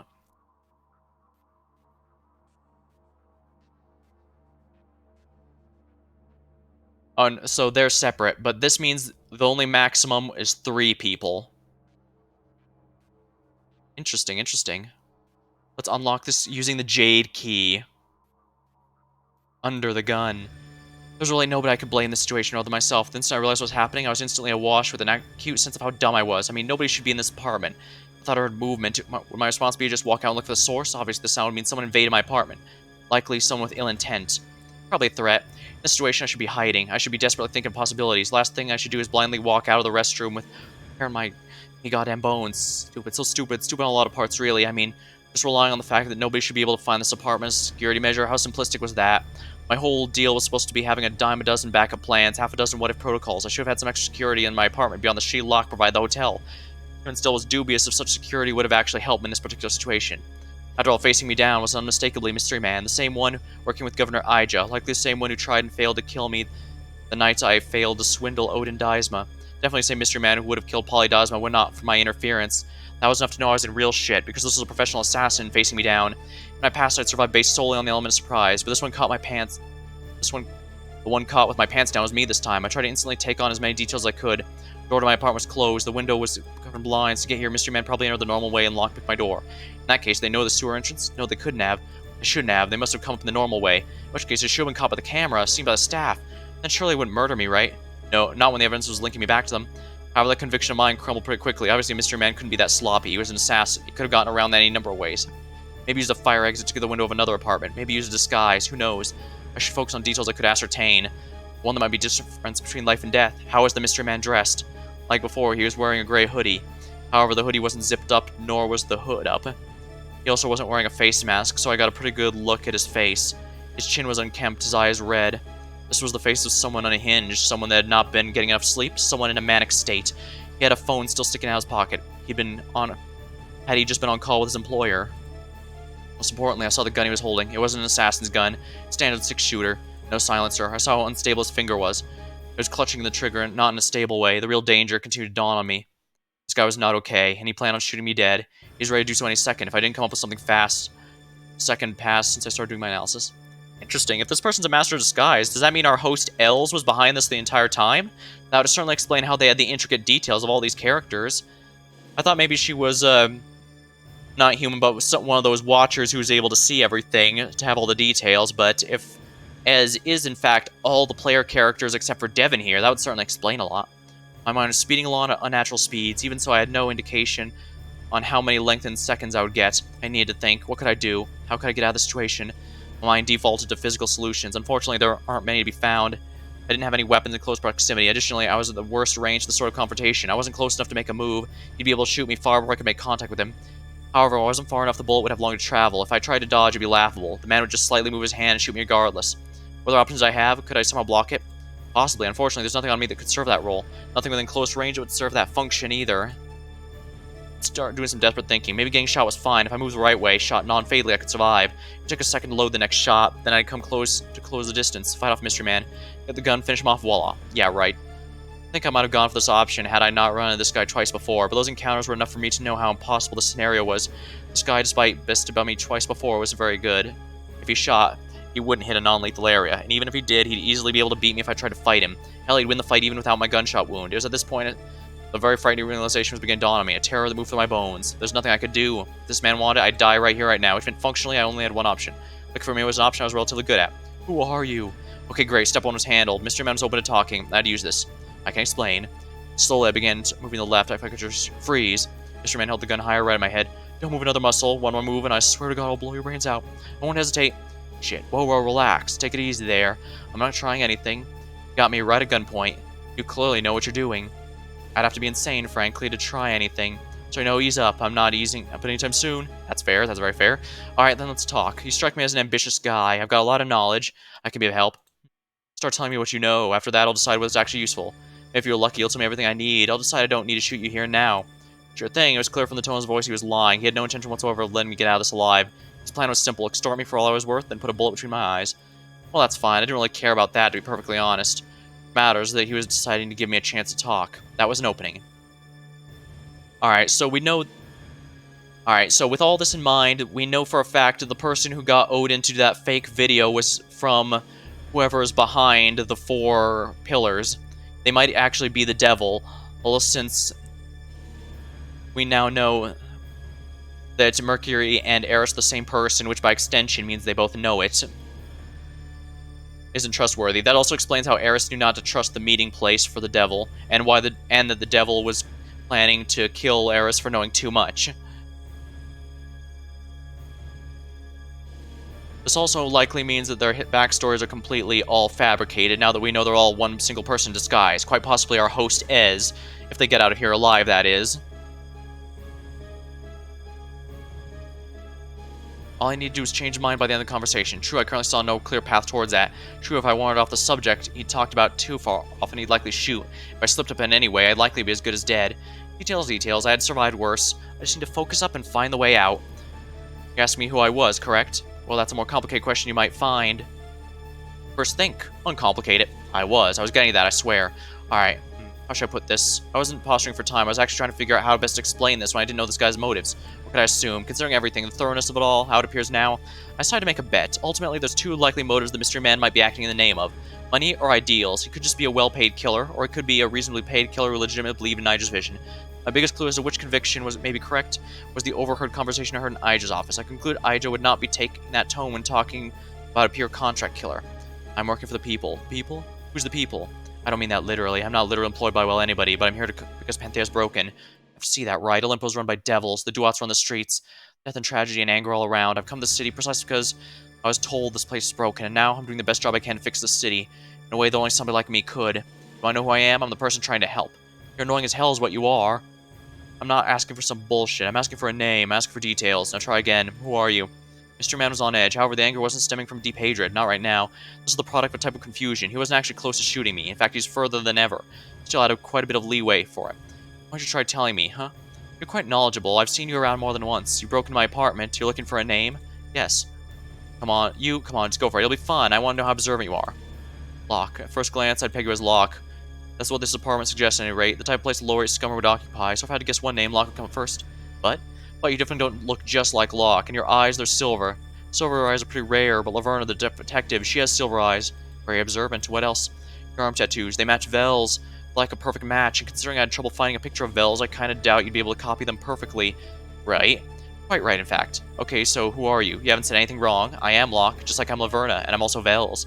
I'm a lot of people. If you're looking for a name, though, you can call me Mercury. Mercury was the fake alias I've defaulted to. Most of my false papers are connected with. I named all phony identities after trickster gods. A little on the nose, perhaps, but it worked so far. Besides, Panthea was full of strange names. Nobody batted an eye so far. I'm all those people and more. I'm a hidden entity changing Panthea for the better. I'm like you. I tried reaching out to Mystery Man. However, instead of absorbing anything I was saying, their face was sour. They didn't quite get what I was saying. I couldn't exactly blame them. That was a pretty confusing concept, and I'd done my job carefully. That doesn't... How can you be 3 different people? You have different jobs, different personalities. And surely... Okay, I mean, I didn't see any of you at the same time, but I wouldn't have... kept trying to run contradictions, but each time he tried to bring something up, he was at a loss for words. Made sense. If you looked into Laverna, looked into Locke, into Vel's, he probably knew more than most how none of them had any traces leading back. Yeah, now you're starting to get it. I admit it's a bit much at first, it's certainly confusing, but it's just my process, it's how I work. When I decided to infiltrate Panthea, I knew I needed different identities to work with, one that could get in good with the police, one that could use as a face for my scams, one that could navigate the streets of Panthea, get on-the-ground info. It was a complicated process to be sure, but I'm a pretty thorough person. Made sure to give each of my identities a completely different wardrobe and ample makeup to boot. They all have different postures, personalities, each one of them has a distinct voice. That made sure could be anyone I want. After all, the people primarily use voice to identify others. Over the years, I've gotten pretty good at acting. Of course, hearing everything back like that, you can probably place they're all coming from the same person. Back to back, you can only... Of course, if you hear all those voices back to back, you can probably trace back they're coming from the same person, but that's also a big part of it. I made sure each of my identities rolled with different people. I tried to avoid people who knew one of my selves bumping into another of them. And if it had to happen, I made sure to obscure things with darkness or excuses, maybe make the encounter brief. I had a lot of tricks, and in truth, I came close to screwing it all up more often than I care to admit. But in the end, I made do. Honestly speaking, things have gone off the rail more than once throughout my crusade. Harris was someone I came up completely spur of the moment. I was still amused the cops actually bought that twins line. That phony call probably helped reinforce things somewhat. And the Thane persona, well, I just completely fell into that ordeal. But looking back, it ended up being pretty useful to get. You're insane. Possibly, you need to pull off what I've done, but that's just it. If I could fully commit, treat them as different people, stay consistent with the lies, and create a false reality. And that false reality gives me power over every other person in the city. Power of information. Oh, come on, surely this isn't necessary. Maybe, absolutely not. I was hunting a multifaceted opponent who made use of proxies and lures, someone wise to the workings of every level of Panthea. Only by throwing out a similar level of disinformation was I able to tear rifts in the fabric they'd weaved. Fine. You pulled the wool over the eyes of everyone else. Well, guess what? That only got you so far. Now I know. Guess what? You're 3 of my bullets. So thanks. You just made my job a whole lot easier. You're welcome. You know how I want to gather all 5 of you in a single room and end things in a single blur. I thought the goal was impossible. Really, 3 out of 5 is not bad. This is kind of what I feared. My explanation could buy me time, but if at the end of the day Mr. Man still wanted to kill me, revealing the truth will only do so much good. I felt confident there was an escape sequence. This guy was unhinged. The fact he was talking this much was clearly indicating he was willing to accept new information, willing to have his motivations warped, but I still couldn't find a strong angle. For now, I need to keep myself alive in the short term. Find new things to short about. Whoa, let's hold on a second. If you kill me now, things are going to get bad for you. That pistol? I see it doesn't have a silencer, which means once you shoot, a lot of people are going to come running here. Man, I've seen it. There's a camera set up over there. Without moving my arms, I pointed towards the door. Leave now, you'll definitely be caught. There's also a camera on the front desk, as well as a witness. I'm aware. Shit, so he did enter normally. And soon enough, this murder will catch up with me, but your apartment has a window. I'll be able to get away for now. I'll live long enough to complete my mission. That's all I care about. Well, come now. Doesn't that seem a bit short-sighted? It is, but you made it so I don't have to have a long-term future. Shit. Hey, is this about the Ija thing? Look, I saw him put out those photos. You still can't. I stopped my tracks. This was probably an argument I could win, but I thought ahead and realized that it probably wouldn't lead any direction that's helpful. In fact, I'd be more likely to cement my fate. I need another out. Okay, you said I was 3 of your bullets, but that pistol holds 6. Doesn't that mean there's another 3 targets? 2. 2 targets? Well, still, as you know, I'm a pretty resourceful individual. I bet I have a way to get your other targets. Finish me right away and I can help with that. Good, let's do that. Good. Well, now just tell me who your other 2 targets are, can I come out? I could tell Mystery Man was hesitating for some reason. He was clearly unwilling to give me information of any kind. How unhelpful could he be? Whatever, I'm just filling the blanks for myself. Doing so might win me some points. I guess if you'd like. Laverna, Lockvales, well, he tried to kill 2 of them. I'm not sure how Laverna ties into this. Maybe she's just a general nuisance. But if the common denominator is people you've tried to kill, well, I can think of at least 2 other people who failed to finish. So then, are the other 2 bullets Christian Polly? Mystery Man just nodded. Okay, good. That felt like the most obvious answer, but I couldn't be certain. Alright, well, guess what? Normally, getting to either of them would be super hard, but I can get to help with both. Yeah. I hadn't written it anywhere, but I do know where Christian's staying, and Vels had good rep art going on with Polly. I could definitely lure him out for you. And what do you know? You can get your 5-target party just like that. Isn't that exciting? Is that right? It is. Okay, then. Let's start to see some proof, then. We can start with Krish. Tell me where they're staying. Sure, will do, totally. But before that, I got one little question. Yeah. I didn't actually have a question. I was looking for an off-ramp. Playing with Mystery Man bought me more time, but as playing into his hands would only get more people killed. If I actually wanted to change anything, I need to start making affirmative steps in the conversation. The question is, what should those steps be? Think. The problem I was running into was a lack of knowledge of my opponent. This is the perk of being an unknown, I suppose. Hard to get a read on them. But if I didn't know who they were, how could I convince them of anything? Especially when they didn't want to be convinced. I needed an in, I needed a hook, I needed to figure out who Mystery Man was. Come on, think. Using all the information I gathered, shouldn't I have some idea? I knew he worked for Ija. Maybe it was that place to look, but no, I needed something better than that. What information do I have on Mystery Man? Polly's reaction from what Laverna interviewed him at the assassination attempts. He hit it better, but when Vels bugged him about it back then, Polly was still frazzled. He clearly knew the attacker, but didn't turn on him. Could fit that bill? Rather, knowing what I knew about Mystery Man, what connection could have Polly where Polly might recognize him but wouldn't sell him out?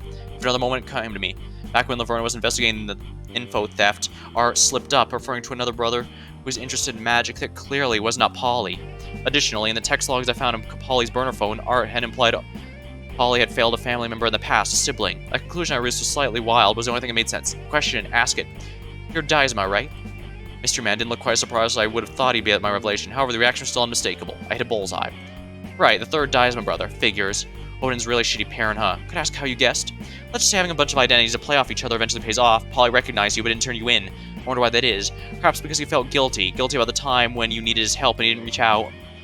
That perhaps related to current status of the Forgotten Daisma. Owen's a real bastard, I know that much, and I can't imagine you've had a good life up to where you are now. You're at a low point, neither Art nor Polly reached out to help you.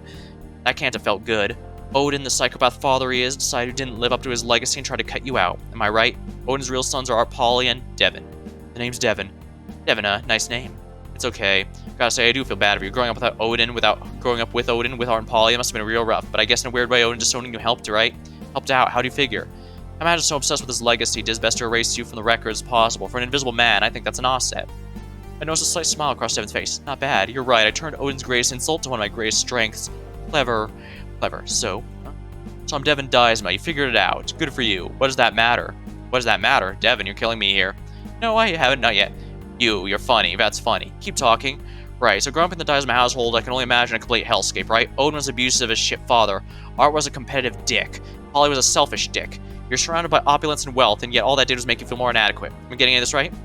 Devin didn't respond. I took that as cue as more or less reading things correctly. It all sounds super warranted. I mean, your hatred of it. All three of those people were scum. I guess separating yourself from them, and even so, you probably harbor a deep resentment towards them, right? Oh crap. Bottom.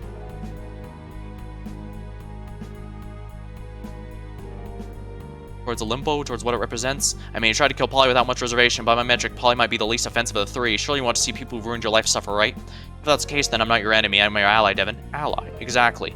Like I said, I came here to tear down Limpo, and I'm well along the process of doing it. Just a bit further, so your brothers and fathers squirm as their company falls to ruin. Isn't that ideal? Don't you want your revenge? For a moment, Devin didn't say anything, but his hand trembled. His face flushed with emotions. Then he took a deep breath out. He was past it. I don't have feelings towards my past family. That includes love. That includes hate. People can do whatever they want towards them. They can help them, they can hurt them. It won't sway me. You can't be serious. You take me for someone who jokes around a lot? That's not. If everything your family did to you, you're okay with just letting them stay in power? You're just gonna let them continue destroying other lives? I have to put the Daismas in the past. They don't motivate me anymore. If anything, I should be grateful to them. It was my time in their household that led me to where I am today, as serving a higher cause, doing actual good. Yeah, my initial read on Devin was more accurate than I ever could imagine, but this was good. I had gotten him away from talking about shooting me in the face. He's now discussing things like blames a better cause. At this point, I had a pretty good download on Devin. He was traumatized and made to feel worthless by the Daismas. Something happened. He was excommunicated from the family. Then broken, he was picked up by Aija and brainwashed into being her killer servant. Wonder where she got that idea. Anyways, he wasn't being motivated by any semblance of logic. He wasn't even being motivated by orders, I had to guess. His crusade was a self-destructive attack in response to a clash between his own beliefs and those ingrained within him. Were it not those 5 targets he was choosing to blame, I suspect he might have taken out on himself. And it was what this meant is the more standard bargaining techniques I had up my sleeve were dead and moot. I can think of exactly one way to stop Devin from putting a bullet in my head. I had to break him out of his devotion to Aija. Normally I'd have no chance of doing that in a single conversation, but Devin was already acting on his own, already off-kilter. If there was ever a chance to break through him, this is it.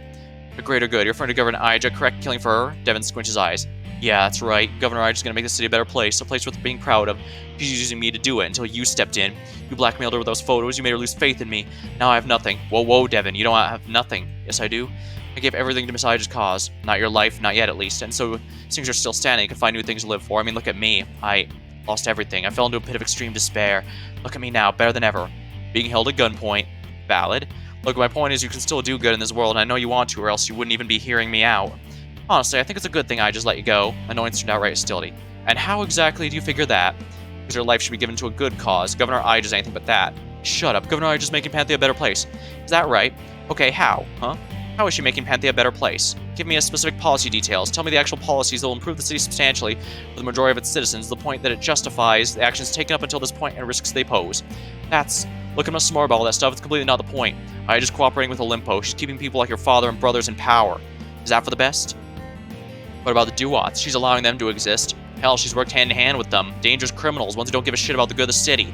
Necessary evils. She's fixing this election, and yet she's still using you to assassinate potential enemies. Only a few.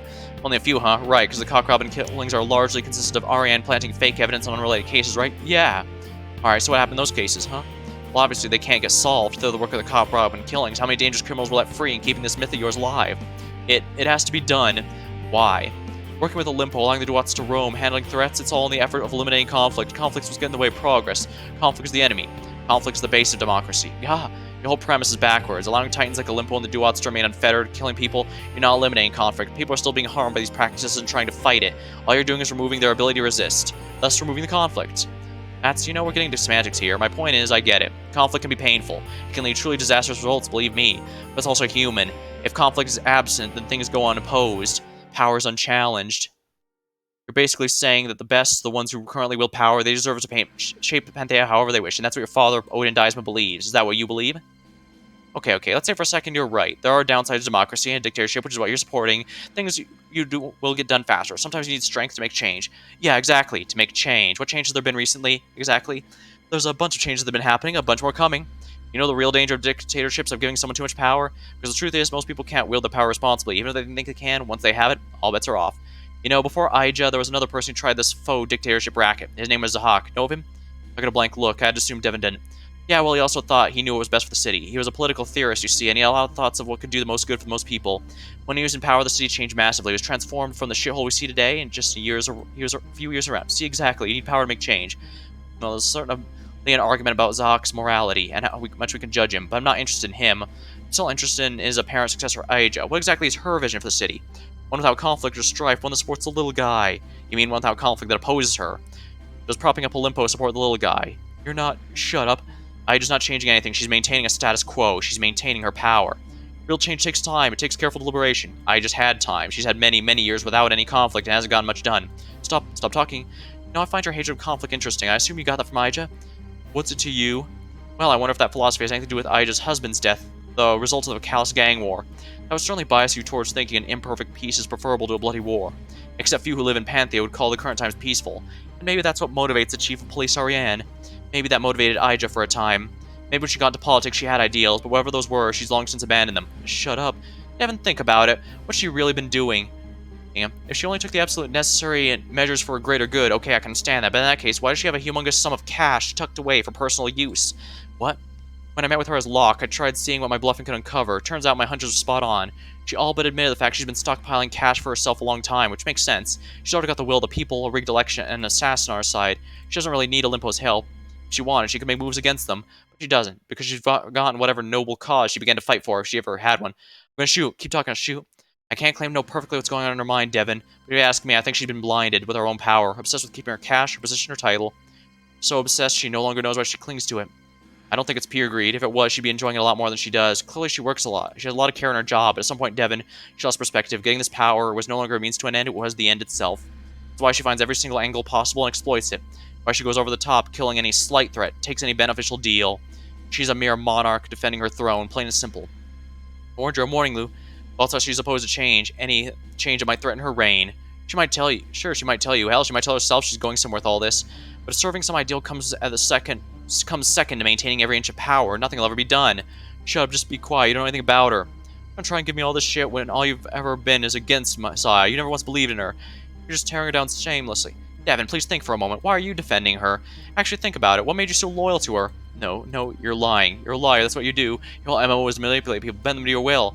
Why should I trust a word that comes out of your mouth? This is all that's bullshit trying to corrupt me. Corrupt you? Devin, hear yourself. Besides, she gave me a second chance. She saw the good in me, the use that no one else ever would. She depended on me. She needed me. She's not what you're saying. She's kind. She cares about people.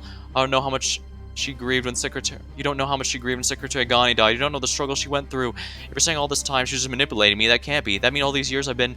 Devin didn't have the strength to finish that thought. Devin, you're right to be angry. You're a victim in all this, but you're also wrong. Nobody else would see the good on you. You only think that because your only other real reference was the Daismas. I promise you, if your whole honest story was to any other person, they'd sympathize with you and try to help you out. And quit with this talk about use. People aren't tools. The only use someone needs to be is themselves, and they need to be able to use their body to live a good life. End of story. You only think this way because you've been warped by that asshat Odin into thinking of people as objects, but that's bullshit. I know you already know this. That's not, you can't be. You know I'm right, you just don't want to accept it. Your mind is trying to trick you right now, to make you doubt yourself, to question what I'm saying, to refuse the truth you know. But you know what? The hardest thing in life is to admit when you're wrong. Actually changing your mind takes strength. I know that you think after everything you've done, all these years you've wasted, if Aija isn't who she says she is, then all of it was for a waste. And if it's true, then what I'm saying, you're actually a bad person, then you have nothing left. That's not true. One, you're a victim here, just like every other person. And the idea that since you haven't done anything to cling on to now, just because you've spent so long working for Aija, that breaking away from it, that's useless, that idea is just a fallacy of sunk costs. An extreme example, I admit, that's all it is. Past? No, your past doesn't really matter. The actions you took aren't tattooed on your soul. Life isn't some competition where you have to put all your years to good use. It doesn't matter one bit if the last few years you've been in a coma or during serial killer or saving the lives of a humanitarian. Past you might as well be a completely different person. The only thing that matters all right now is how you choose to proceed from here. What you choose to do. If you do honestly believe what you believe, if you do what you honestly believe is the right thing, then nothing else matters. Not whoever you're used to, not what you've done in your past, not what others believe, because you'll be doing the right thing. End of story. Devin's aim at my head wasn't faltering the slightest. His expression was stone cold, unflinching. As he locked eyes, I could see the battle within him. Then I realized a truth I didn't like. In the end, I couldn't force him to reach the truth. That was something he'd have to come to himself. I get it. You think I'm just some sleazy trickster? Then what I'm saying I can to save my own skin, then nothing I said is genuine. That's how you're trying to justify ignoring everything I said. Okay then, don't listen to me. Don't listen to Odin, Ija, or anything else. Listen to your own art. Honestly, what you think you want to do and what you think is right. I'm gonna work for Ardra far longer than I have. You might probably know more. If I just lost her way, you should be able to tell if you think about it without averting your negative thoughts. I just want you to really reconsider all this. And if you come to the conclusion that I'm wrong, that I'm just still worthy of support, and I'm some scumbag that deserves me to die, then go ahead and shoot me. I can't stop you. But make sure that decision is actually yours. If you're gonna kill me, you at least owe me the assurance or kill me yourself. I noticed the pistol began to sway slightly. Devin stopped looking at me. Instead, his eyes were clenched shut. I could see tears going through his eyelids, though. Technically, he'd taken his eyes off me. The idea of making a move now that he wasn't paying as much attention did cross my mind. However, even if his eyes were closed, his ears sure weren't. I told us if he caused me taking advantage of the moment, he really would just shoot me. Instead, we just stood there. I waited with bated breath. Come on, Devin, you can be better. I'd given it my all with that spiel. Break free. Devin opened his eyes once more. Then he turned around and began pacing away. Ah, well, thank God. I really thought I was just dead. Like, I had no faith that was actually going to work. I was really just throwing out anything I could to placate him. I almost had a heart attack. Phew. Damn, I was pretty good at this, huh? Devin circled back, pacing. Thank you. Really thank you, Devin. You're doing the right thing. Glad. What should I do now? There's nothing left for me. What should I do? What should you do, huh? Don't you think that's a question you should answer for yourself? Devin looked at me a moment. Then he looked down, lost in contemplation. Finally looked back up with a glint of determination in his eye. Got it. Okay, good. What do you settle on? Good. Don't mind me asking. Ija? I'm not content to just walk away from everything. I need to speak with her. I need to figure out... No, she needs to answer for everything. I'll figure out what to do from here. I nodded. That sounds pretty good. Sounds like a plan. I'm not going to thank you. That's fine. As far as I'm concerned, the only reason I'm not killing you is because I don't see a good reason to, and I'd probably get caught. I still don't like you, and I still don't think you're a good person. Understood. You told me to try and ignore my spire. To ignore the misleading voices and really ask myself what I'm going to be doing, if it's the right thing. I think maybe you should do that too. Oh, don't worry, I went through that. I'm doing this to tear down the corruption of Panthea. Make a little cash all the while. Anyways, like it or not, I think you did help me get over something I think I've been grappling with for a while, so I guess I should probably warn you. Pardon me? Me coming here, this wasn't a spur-of-the-moment thing. I mean, yes, I'm on my own. I've been looking to kill you, or at least 3 of your identities, but I was sent here by an augmented voice. I was given location, told that if I just shot you and looked around your apartment, I'd get what I wanted. They also said they had other ways of handling you. Really? Shit, moves against me were becoming far more explicit. At this rate, it was only a matter of time. I don't know who this person is, but you have an enemy, Mercury. One far more dangerous than me. Thank you, Devin, that means a lot. Of course I knew that already, but happy to know I could pin this particular life-threatening encounter on them as well. Alright, well... Alright,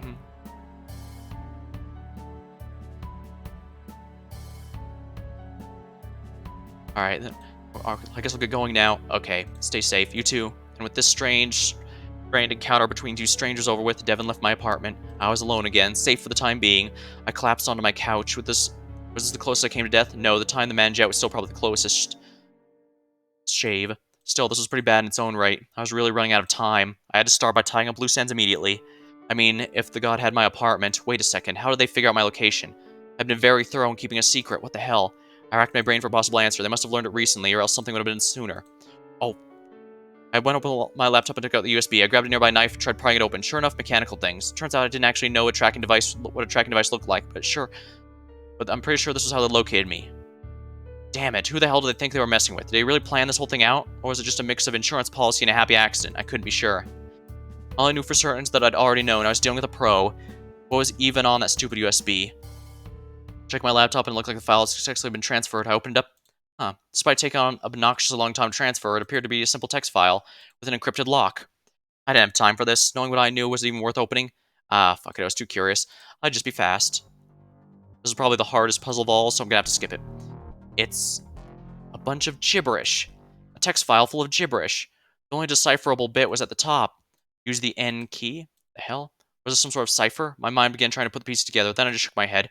No, think about it a bit closer. This whole thing really was this whole mess with the letters was likely meant to stall me for long enough for Devin to get here. That could have been the reason for the encoded lock, and if it wasn't always meant, I doubted there'd be anything useful. Whichever the case, I just need to get ready. Next step of the plan should be kicking into action any minute now. I was a bit too concerned with how my opponent was getting more brazen and dangerous. It felt entirely possible they would screw things up further, but at this point I was in too deep. I was already in the middle of fulfilling JC's last wish. Her last request she entrusted to me. Either Panthea's god would kill me or I'd burn it down first. I have nothing to say here. All I have is my respect for Mercury. Mercury is an elite breed. Mercury reminds me of myself. You might actually be Mercury at this point, if we're completely honest. One last gold key. The Killer.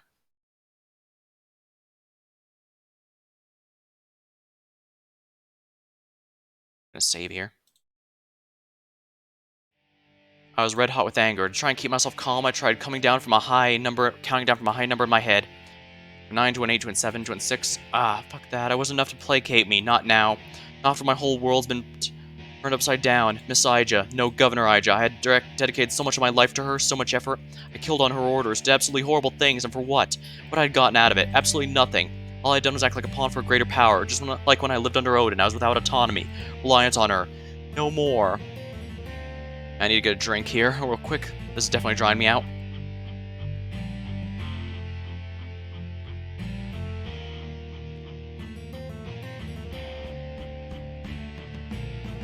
That reminds me. Earlier, did I speculate that more of the groups might have been the same person? Or did I not speculate until the tail end here when it was finally confirmed? I'll have to look through, because that's something I don't remember if I mentioned out loud or if it was just in my head. I try to mention out loud things that come to my head, but not always. Sometimes I get distracted by something more interesting or more... It's a bad habit, I'm sorry. Alright, no more. I would no longer be manipulated. From here on out, I'd be the one making choices, starting with my choice to confront Governor Ija. I need to talk with her. Not that I want her to talk at me. I'm talking about a real talk. I would confront her with everything I knew. About the issues I had with her, I'd put them in her face and see her justify herself. If she explained herself well, that's one thing. But if she didn't, 7 to a 6 to a 5. I'd get there soon. Then, but hold on a minute. I claimed I'd no longer be manipulated, but was that now what just happened? I've been in a room with a plan I created. I intend to follow through with it. I had a conversation. Now I was doing something completely different. Had I not just demonstrated a textbook case of manipulation? I mean, I got this information from Mercury. Of all people, their whole thing seemed to be deception and trickery. They're far from the trustworthy source. They were the one I was putting my faith in. My brow furrowed at this. Was I mistaken at being angry at Ija? Maybe I was being rash. Maybe this wasn't really me thinking. Maybe I hadn't been wrong to follow Ija. Maybe I should. I shook my head. No, that isn't rationality. It's weakness. Mercury didn't plant any new thoughts in my head. Not really. They just made me confront ones that were already in the shadows of my mind. Ones I didn't want to look at. But really, I'd been slowly approaching this conclusion for a long time. I tried to push these dissident thoughts away, thinking they were just baseless self-doubts created by the worst corner of my mind. But now I could see that was my conscience trying to break through me. The logic I used to dismiss these concerns was nothing more than denial. How had I not seen the truth sooner? I guess you can't see that when you're in the thick of things. You can't really tell what's logical or what's just denial. What doubts are simply self-sabotaging, which ones you should actually listen to, but now I could. That's how misguided I'd been this whole time, and now I was ready to do something about it. 7-6, 1-7-5, 1-7-4, still. Despite it all, the thought of actually confronting Ija was met with some resistance. Half of me hated her, but half of me just felt sad. I wanted to understand why she had done what she'd done, what her real intentions were. A solid part of me refused to believe she really was an evil figure. Sure, maybe she was misguided. She had lost herself a bit. She hadn't been pushing forwards her agenda as much as she needed to, but evil. That woman had never been anything but nice to me, who had reached out my lowest point. To this, my cynical side responded. Was she always nice? Wasn't the fact she reached out when I was at my lowest point a calculated move? Think about it. Would she really value it all? No, that last question had been slipped in with two legitimate ones. The dark part of my mind was sneaky like that. I don't care whether or not she valued me. That didn't matter. The question was, who was Governor Ija really? Misguided or a monster? I knew which answer I wanted to believe. I also knew which one had more evidence. In the end, well, it wasn't the end, was it? I would confront her here and now. I'd let her speak for herself, and then I'd make my decision. Finally, I reached the governor's building. Without thinking, I knocked on the door. As soon as I did, I realized my mistake. It was a day off. There wasn't even a guard present at the desk, an extremely rare occasion. In theory, Ija shouldn't be here, but I knew her well, better than most. This close to the election, there were good odds I'd still find her in her office. So I reached deep in my pocket. Finally, I pulled out the emergency key Ija gifted to me. I remember what she said when she crafted it for me. I remembered her of my faith in you. I put the key in the lock's keyhole, and with a turn, I entered the front doors. Briefly, I looked over the security camera that was capturing my face. Then I continued to the governor's building. I walked over the nearby hallway. I reached under the closest painting and I pressed a button. As I walked along the hall, I reached in my pocket. My hand grabbed the pistol. I didn't know if I'd use it, didn't want to use it, but I held it nonetheless. Finally, I reached the door to Ija's office. I took a deep breath in, and then I entered. Sure enough, Ija was in the room when I entered. She was working with something on her laptop. As I entered, however, she shut her computer and stood up. She looked surprised to see me, which I suppose is understandable. I hadn't given her any forewarning, which is abnormal. The surprise didn't last long, however, before it turned to anger. Devin! What are you doing here? Did I not make it abundantly clear we are not to be seen together? We cannot be remotely associated. I've worked hard for a cover story in case those photographs come out, but the moment anyone gets another glimpse, the whole thing comes crashing down hard. You just need to stay away. Do nothing. Are you really so useless you can't even think that? Held my tongue. What? Speak, why don't you? Or why'd you come here to fuck things up? I mean, please, tell me you didn't break in my order for office for no good reason. What could possibly... Because at this point, I just trailed off. I wasn't sure what did it. Maybe she noticed the expression on my face. Maybe she noticed the pistol grip in my hand. One second thought it was probably that. Whatever it does, she was considered her approach. She realized maybe she should be a bit more diplomatic. She took a deep breath and recomposed herself. I'm sorry, that outburst was unwarranted. Things have been stressful here. Honestly, despite it all, I'm really grateful you're here. It's comforting having someone on my side around. Someone on your side. Right, I know that we can't be seen together now, but you've always been clever, Devin. You know that's important. You probably thought of that before making your way here, right? I shouldn't have assumed otherwise. I trust that you did the appropriate legwork beforehand. In that case, I'm glad to be able to speak with you face to face. I'd like to apologize for that phone call I made to you not too long ago. The one that initially instructed you to keep your distance. It dawned on me the language I used was overly harsh. I was not being productive at the time. In fact, I'm afraid I may have been quite hurtful. So because of that, I'd like to apologize right here and now. I'm sorry if I hurt your feelings. I was lashing out, and that is not acceptable. Aija made a small bowing noise, and stupidly, part of me felt moved by this. It was obvious what this was, her covering her tracks. All the same, part of me was already reconsidering. Sheesh. It's fine. I didn't come here to get an apology. Right, you've always been quite mature, Devin. Let me guess, you wish to discuss future plans? Something like that. Right. I did say in anger I was considering severing our relationship. Obviously, that was hyperbole. We simply need to reconsider some aspects. We can discuss that now. We can, but actually I have some other things I'd like to ask you about first. Is that right? Well then, okay. It's not as though there's any particular time restraints on our conversation. I'll allow you to ask whatever you wish before we move on to the real meat of things. Good to hear. What I wish to talk with you about this is, it was simple what I had to ask, and yeah, I felt the words catching in my throat. Despite how I phrased it, this isn't some light conversation topic. I was accusing Aija with this. That wasn't something I could just take back. It wasn't something I wanted to take back. My resistance to asking the question only emboldened my determination to get answers. What's your salary like, Ira? My salary? That's an odd question. What, considering getting into public service as well, Devin? Must say, you never struck me as a type. Don't try and obfuscate. You know damn well it's not what the question's about. I'm sorry? Considering everything you do, you must be making a lot of income. I mean, from art Dazma alone, that must be a significant amount. And I was just wondering how much money you're making from all this. Is this some sort of negotiation tactic? Devin, your work is greatly appreciated. If you wish for a raise, simply ask... No, stop it. This isn't about me. I'm asking directly about you. Are you using your position governor to make a lot of money? You are. I know that already. How much? Why? At this point, Aija was openly confused. And something else, some other emotion I wasn't able to pin down. You know, Devin, salary is really something you're not supposed to ask about in polite company. Just like age and weight. I've never been one for polite company. Answer the question. For your information, there's indeed a couple of revenue streams I have for my position. Support from Olimpo is in fact chief among them. Fundraising from supporters is greatly appreciated. However, I have many simple expenses. For instance, your salary, my salary. Devin, I know you don't like to live lavishly, but I've always made sure you're compensated fairly for your intense and dangerous work. I'm sure you have quite a savings account at this point. There's traditional campaign expenses that every politician you ask lecture you about. Additionally, there's several other protocols we have in place that require upkeep. Many bribes to keep track of, including this year our very own. Why? Why? Why? To make sure I can continue to do good as governor. You've already got public sentiment behind you. Could probably win elections without all this. In that case, wouldn't it be better spending this money advancing your agenda? You say change is slow. That's why you haven't been able to perfectly reform Panthea, right? Well, I did learn something from my family. Throw money at a problem and it goes away. That's just the thing you can do. And I know you know how to do that, so why? Shouldn't you be spending this cash working on the change you intend to create with your position, not keeping the position itself? Devin, your concerns are valid. Perhaps an inventory of our current budget's in order, and make sure the money's best spent. However, there's certain nuances from your position you may not be able to appreciate. Money can get you far, true, but there are still limits. Some have to change to the proper channels. I am looking to complete systematic reform. It's just not bought with cash. It's also bought with political capital. Making sure I'm able to continue acting change is a different form of investment, you see. Maybe, but that's not my own question. I've been doing some rough math in my head. I know I don't have access to a lot of hard figures, but I still went through the Daisma's stupid financial projection training. I've been thinking about everything I know about, and even still, you should be making a lot more than you're spending. Where's the extra money going? Is it going anywhere? Or are the rumors right? Are they being funneled to some secret stash? When you stop being governor, are you just going to set to live off that stash for the foreseeable future? Devin, that's quite enough. I know you're likely upset over recent events, but this is not an excuse to behave. These accusations are quite offensive. What are you even thinking? You're right, you don't know the numbers. You don't know much of anything, in fact. I find it highly amusing you intend to make claims about my finances from your limited knowledge. Record, no, I do not have some secret stash of collected wealth.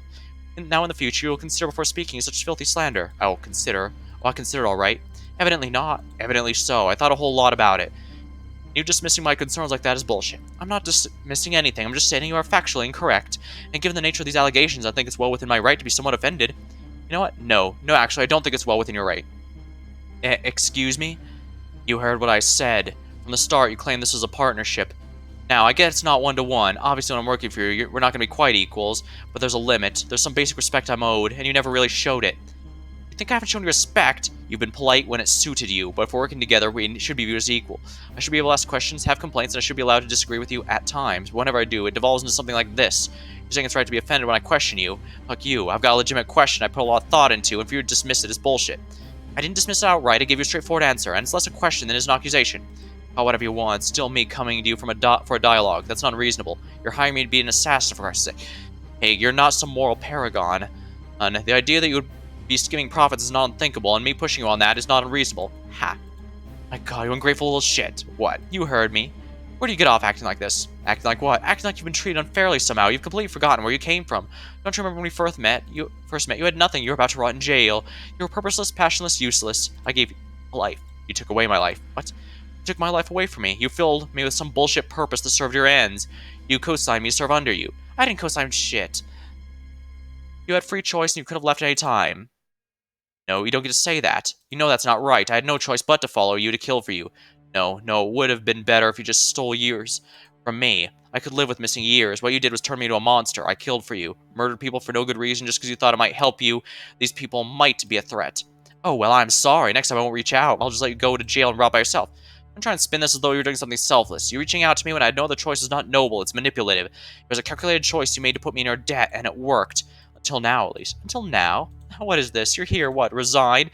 You think you can have a normal life that easily? That's fine, you're let go. You can see yourself out. Like hell, I'm leaving here. I'm not quitting shit. I'm here to get answers. You're going to give them to me. Sure, fine. I haven't quite put up any fight on that front. You asked me if I was skimming cash. I said no. What else? Aija, what do you believe in? What's this? Have I not told you? Panthea needs to be better, deserves better. I believe in making the city the best version it can be, so that there's many improvements. Quit it. Oh, now you want me to stop answering. I want you to stop bullshitting. I don't want to hear some vague promises. I want to hear the actual policies. Things thought out carefully. Things that would actually actionably make these things better. Things that are worth the sacrifices made to get there. You have many years at this point to make changes, and most of them fairly uncontested. But guess what? For the whole of the people, Panthea still sucks, so what gives? Was all that talk about making Panthea better just bullshit, or are you actually a shitty leader? Either way, it makes me wonder why this has been worth it. And it's making me think the answer is no. At this, Aija just grimaced. Her eyes narrowed, and finally I realized the emotion I couldn't place was suspicion. Devin, this isn't you. Where'd you get this information? What information? These are all just questions to ask. No, this isn't coming from you. Someone put you up to this. Who is it? Who turned you against me? Nobody turned me against you. Well, maybe that's not true. I could argue you did. Excuse me? Whatever. I asked you a question, you're going to answer it. Devin, you moron, of course you understand this. Okay, if I don't understand, explain. Change isn't always that fast. When you look at it, I've improved many programs that are oriented to producing long-term positive effects. Not seeing the world change in a span of a few years is fundamentally misunderstands how history works. It's true, there's some dramatic reforms that are possible. However, people are not built for that. I'm not talking about amassing political capital. I'm talking about on a societal level, people can't handle the changes.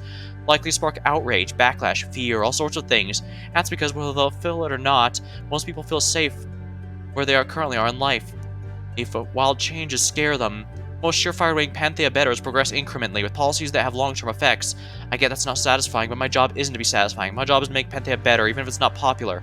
I had to think about a response for a second before opening your mouth. Like always, it seemed reasonable enough, but if I had learned anything recently, people could seem quite different from what they really are. You didn't name a single concrete issue in that whole speech. What? The whole time you're explaining things, you didn't go into a single specific issue. You used native data or evidence to back up arguments. Even if they sound convincing, you're basically just relying on me to trust your judgment. Devin, do you really want to talk a specific policy? We can if you want, but if I'm being honest, I doubt you'll understand it. Maybe you're right, but no, you're not being reasonable right now. I mean, there's some sense of what you're saying, but I know a lot and I've seen a lot. I don't sense you're being honest. What? Maybe at one point you really did have specific plans in mind. You really believe the rhetoric you're spinning. Maybe you even believe in it right now. Deep down, that's not what this is. You care more about keeping your position than you do about making change. When I walked over here, I cycled through a lot of possibilities you might actually really be like, but now I can see it. It's not overly complicated. It's not super hard to understand. It's not dramatic. It's not even that evil. Not even that uncommon. You just can't bear the thought of losing power. You're just human. And what the fuck would you know about that? About being human? Devin, you're the most inhuman person I've ever come across, and you're making a huge mistake. Betraying me like this. Do you think when you explained yourself back on that fateful night, anyone else would have seen it the way I did? Anyone would have understood you? Not a fucking chance. They all would have thought you're a monster, and rightfully so. It was only me who saw any value. As it turns out, I was wrong. You truly are worthless, amoral piece of shit. I'm surprised I hadn't realized sooner. She began chuckling to herself in a slightly unreasonable manner. Oh, Devin, you absolute moron. You don't realize that I was your only hope. No one else will ever care about you. There'll be no other place where you can be halfway useful. You had one chance to be of any value, and that was with me. After this, you got no one. Nowhere. That's not a single piece of murderous, brain-dead, useless monster like you can go and be accepted, understand? Part of me understood that Ija was just lashing out. I guess she really was self-deluded if she was actually offended by what I said to say about her. On some level, I knew Ija was also just in pain, looking to say things that would hurt the most. And yet another part of me couldn't help but agree with what she said. It was unlikely anyone else would ever be able to understand me, understand what I'd gone through, what I'd done, and why. Part of why I clung so desperately to Ija. She felt like the one person who might value me. Now that connection's severed, and just as I thought about this, I came to a surprising realization. I don't care. I don't care about that. It doesn't matter. I know I'm making the right choice by confronting you, and that's all that matters. Are you serious right now? Deadly. Now I want more answers. Seriously? I think we're done here. My hand, which is gripping the pistol, aimed squarely at Ija's chest. This isn't a discussion anymore. You're going to tell me what I want to know. Starting now, you're going to tell the truth. Ah! Ija's clearly becoming increasingly uncomfortable by the second. First time in the whole interaction, she felt a legitimate sense of danger, and now it had only now dawned on her that she might be in danger. Good. She played God behind the desk long enough. She needed to have a taste of what it's like on the actual battlefield. I could tell from her eyes she was scanning the surroundings, looking for some sort of out, a way to guarantee her safety. However, before long she came to the conclusion she hired a pretty good assassin. There wasn't much someone completely untrained could do. Okay, fine. What do you want to know? I'm an open book. Just tell me and I'll give you the information you want. This brought me to a question. What did I want to know? Despite everything, I hadn't thought this far ahead. It's not like I didn't have anything to ask. In fact, the problem was practically the exact opposite. I had too many things I wanted to ask. Conflicting questions vied for priority. Eventually, a clear forerunner stood out. A question that, for whatever reason, had stuck with me all this time. Who killed Maximilian Collins? Seriously? Dan, what's your obsession with that case? Are you secretly friends with the guy? I'm not the one asking the question. You're not the one asking the questions here. You know more than the case and you're letting on. I want answers. Fine, okay, I'll talk. I want to establish something up front, though. What's that? I didn't lie to you when I said I didn't know who killed Maximilian Collins. I still don't. It wasn't planned for, and I never found clear evidence pointing to an answer. But gun to my head, which I guess this is, I have a pretty good guess as to who did, or what, maybe. You know how I said the only people who knew about the Cock Robin killings was you, me, and Ariane? Yes. I tried to curb the oncoming indignation from hearing my voice. It's not strictly true. Who else? The person who suggested the idea of recruiting an assassin in the first place, the person who got damaging information on my opponent in the election I ran. First election I ran, the person who kept me informed of the city's happening is the one who brings me a lot of targets I end up giving you. Who's that? The Jinn. What? Jinn? The fuck's a Jinn? That's the name they went by anyways. I don't know the Jinn's identity. They wish to remain anonymous. Honestly, it's mostly been a one-sided relationship. The Jinn helps me out, and usually by presenting me with some information, sometimes more detailed plan. Then they ask for nothing in return. It's admittedly a very unorthodox setup. I too was highly suspicious in the beginning, but at no point was I ever obligated to do anything. Never felt like I was being made to do something I didn't want to. I was just receiving help. Again, I don't know who killed Maximilian, but if I had to guess, it would be the Jinn. I had said nothing up until this point. That's because I was afraid that if I did, I'd reveal my anger. Ija, I'd been nothing but loyal to her for so long, up until recently. I'd given her absolutely no reason to doubt me, and yet she completely hid this from me. The hell? What was up with that? Did Ariane know? Was I the only one out of the loop? Disposable tool? Whatever, focused. Ija didn't matter. I should keep probing for information. You never thought to tell me about this? I thought it was unnecessary. How do you figure that? The Jinn doesn't really matter that much. They just give me help every now and then, just some information. No big deal. Just some help? Keep it cool, Devin. Keep it cool. You have no idea who the Jinn is. Not a clue. I don't understand them at all. And really, I don't want to. And you never made an attempt to find out their identity? You're the best friends with the chief of police. Surely you made an effort. Of course I did, but nothing came up from it. And then the Jinn sent me a message about the investigation. They said they wanted nothing but support my reign as governor, but if I kept looking at their identity, I could expect no more help. Jinn had gotten me where I was, obviously hearing that threat. I called the investigation off. Wait, what was up with this? I couldn't get a read on the situation at all. The Jinn, huh? An anonymous source? A thought came to my head. Was it possible the augmented voice that gave me information was in fact the Jinn? It certainly fits their MO, and that would explain how they knew about me. Well, actually getting my specific phone number is a bit of a leap. Still, if you know who I was, somehow getting that number suddenly becomes a lot more plausible. Then again, what was their motivation? To help Ija look for nothing in return? That was the wrong way to think about it. Ija being in power must get them something, but what? Ija said she was never given specific instructions, but if Ija trusts you, you can offer information and advice at your own discretion. Doesn't that sort of mean that you control the governor? Of course, to a limited extent. You can't make her do anything unreasonable, anything she wouldn't already do, anything that wouldn't help her either. Even still, you'd have some amount of influence. Forget it. I think about the Jinn later. For now, there's other questions to answer to. Or rather, I wanted to answer a question I'd already asked. I'd asked you once, I'll ask again. Are you hoarding cash? Answer the question. I brandished the pistol, reminding her who's in charge. Fine. You would never really understand anyways. What does that mean?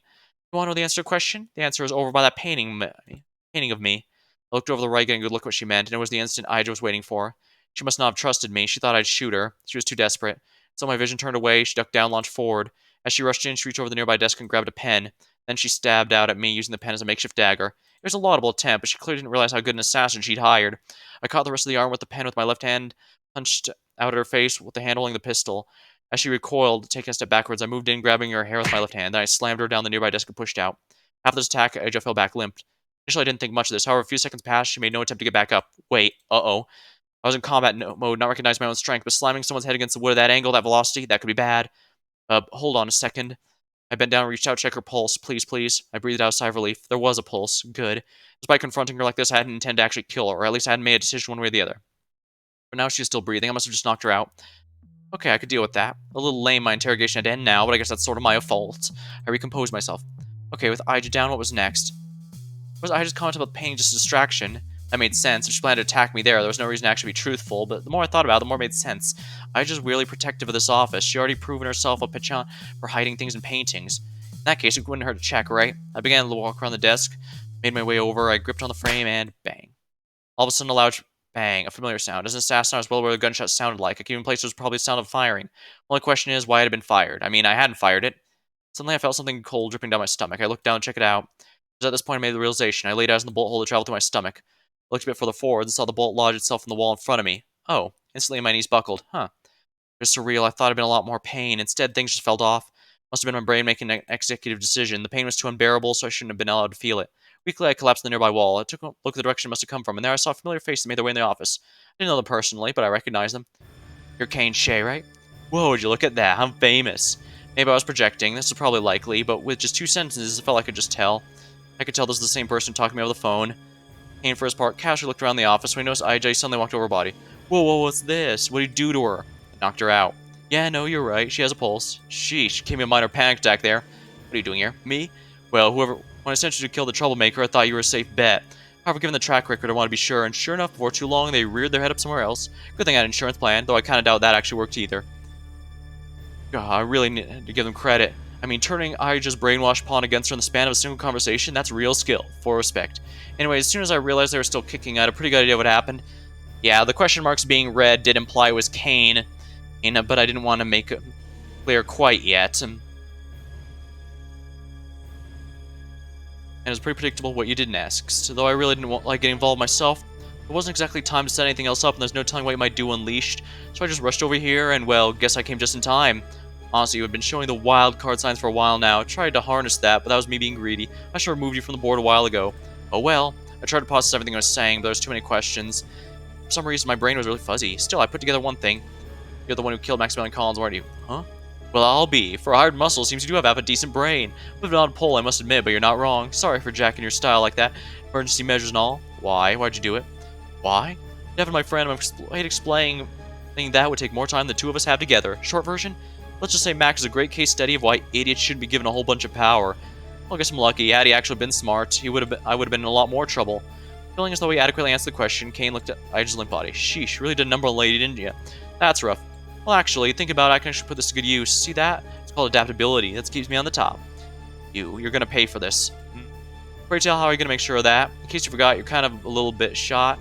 Anger tried to sit up. However, I was immediately answered with a shot of intense pain. I looked down and finally realized something had been blocking out. I told enough people to know what a fatal wound looked like. I was going to die. I had a few minutes left at best, and then I'd be dead. Sorry, by the way, about the whole killing you thing. I know it sounds super hollow, probably is, but I really do try to avoid murder where possible. By the way, I shot you in the stomach instead of the head for a reason. Personally, if I were killed, I'd like to know why I was dying and what was happening. That's why I'm talking to you right now. Apologies if you had preferred a quicker death. I felt anger flare up inside me. Fighting through the pain, I reached inside my inner coat pocket. I grabbed my most reliable weapon. The Gungiri would always eventually hit its target. With all the effort I could muster, I flung the dagger at Kane. Instead of harmlessly past feet. Are you serious? What was that, man? I get you're angry, but come on. You know fight back at this point is useless, right? I was struggling to even speak. The dizziness was violent now. Hey, easy. You don't need to talk. Just rest. You know, I hate to say it, but if you had just followed Aija's orders, things would have worked a lot better for you. You didn't need to come to this. You could have played an important role in making Panthea the city deserves to be. Instead, you're dying alone in a place like this. An empty, meaningless death. Meaningless death. Kane was right. What I had accomplished? Nothing. I'd thrown a tantrum and been shot. Just like my life, I'd been useless. Was this really how I make me end, having never amounted to anything? Almost all my life I was miserable. The best I ever reached was content. Nobody would mourn me. I did horrible things and failed to properly make up for my actions. Truly, my life was worthless, and my death was All of a sudden, I stopped spiraling. I knew it gave me the strength to do it. Maybe it was a surge of energy from my life flashing before my eyes. Whatever the case, in these final moments, I realized I was wrong. My life was meaningless? Who said? The only person who got to make that decision was me. My efforts didn't amount to anything? That wasn't right at all. Maybe it was only at the end, but ultimately I was able to do the right thing. Kane was counting on me to kill Mercury. He'd come over to kill me. That was 2 wrenches right there through into his plan. Surely that mattered. There was likely nobody would acknowledge what I'd done. Perhaps people would think I hadn't changed, hadn't made a difference, but I knew the truth. When it mattered, I was able to do the right thing, and in the end, I was able to make a difference that mattered to me. That was all that mattered. What the? You're smiling at a time like this? The hell? How could you possibly be content with this? What power do you, Devin? Make my conscience lighter if you pass the smile on your face. Kane, you asshole. Yeah, Mercury will stop you. I won't be around to see it, but I'm sure justice would win out. Panthea will be made better. So in this case, I'll just enjoy my last moments, right? I was allowed that much. Pleasant memories begin to flow to me, memories I never really stopped to appreciate. Playing board games as a kid with Art and Polly, without any interference with Odin, actually enjoying ourselves and getting along. A meaningful conversation I had with the soldiers back at the base, where I convinced him to desert back home to his wife the day before the base raid. A movie night I had this office, Arjan and Ariane, where we just ate pizza and talked about nonsense. The beautiful sunset I watched from the ocean. I was like the idea of reincarnation. Hope whatever form my next life took, I'd appreciate it all the same. And if I didn't get one, I was pretty lucky to get one, right? I thought more of these little moments of happiness throughout my life, moments never documented, moments only I could appreciate, moments that mattered to me, and I kept thinking about them until eventually I didn't. You know what's a useful way of viewing things? Not many things in life are simply better or worse. Well, actually, that's not a good way of putting it, because that's simply not true. What I mean to say is you're going to be faced with a lot of choices in life, and you'll stress about them, like what to possibly choose. It's so important to choose right, and these choices can be incredibly important. It might change your life drastically, but that doesn't mean you choose what matters. The world is infinitely vast and complicated. You can never really predict how things will unfold, and either choice will really entail. And more to the point, if it's a really hard choice, odds are both options are fine. Both options have their own pros and cons. Different but not better or worse. Where's the vacation? Different but not better or worse. What college to go to? Different but not better or worse. Who to date? Different for sure, but not better or worse. Have kids or not? Different, not better, not worse. Alive or...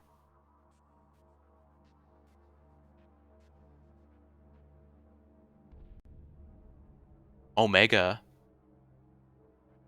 I figured there'd be a handful here. So yes, we do in fact have one last story. The true identity of Mercury. Alright. Let's take a moment to pause here. I know, you want to get to what happens next, but I want to touch base real quick. We're about to enter the finale territory. No, this is not literally the final scene, but it's the start of the last sequence. Let's put it this way. You wouldn't even need one full hand to count the number of scenes you have left. You know what we need at a time like this? That's right, time like this, every gamble counts. Don't have many left in the tank, you know? What's the final opportunity to win big? Let's go. Strong at the bet they'll pay you 3-1. You're gonna bet on the outcome of the final counter. Mercury versus the voice on the phone. One who calls Locket Box Place, remember? Yeah, you remember. I want you to bet on the outcomes of both individuals. Most important outcome. You got two sharks. Which if either lives? Which if either dies? Place your bets now. Let's keep things interesting. Both make it out alive. Think everybody's gonna live? Think it'll be sunshine and rainbows? If you say so. First, you gotta choose how much you're betting on that. Alright then. I won't keep you for any longer. In fact, till the end of the story, I'll try to speak as little as possible. Panthea hangs the balance. Enjoy the end of it all. Showdown. And that's where we're going to be calling it for tonight. We find... Oh, wow, the title I made ended up being a lot more accurate than I expected. But this has just been a very engaging story. We've unfortunately lost one of our protagonists, but the other one's still alive. I'm not sure if we'll be able to have Kane, and if that is even his true name, and Mercury, I guess for the lack of a better name, since that's a close thing. As they said, that's a close thing to a default. But who's to say? We could end up with both dead, but I decided, since I'd already bet on the sad ending, I figure let's go over here. And it's probably 3-1 because it's a lot harder to guess. It's entirely both could die or one could die, but I decided to go with the more interesting bet, even though I don't think it's particularly likely. Well, that'll be all for now. Until next time, thank you for watching, hope you had a good time, and I'll see you later.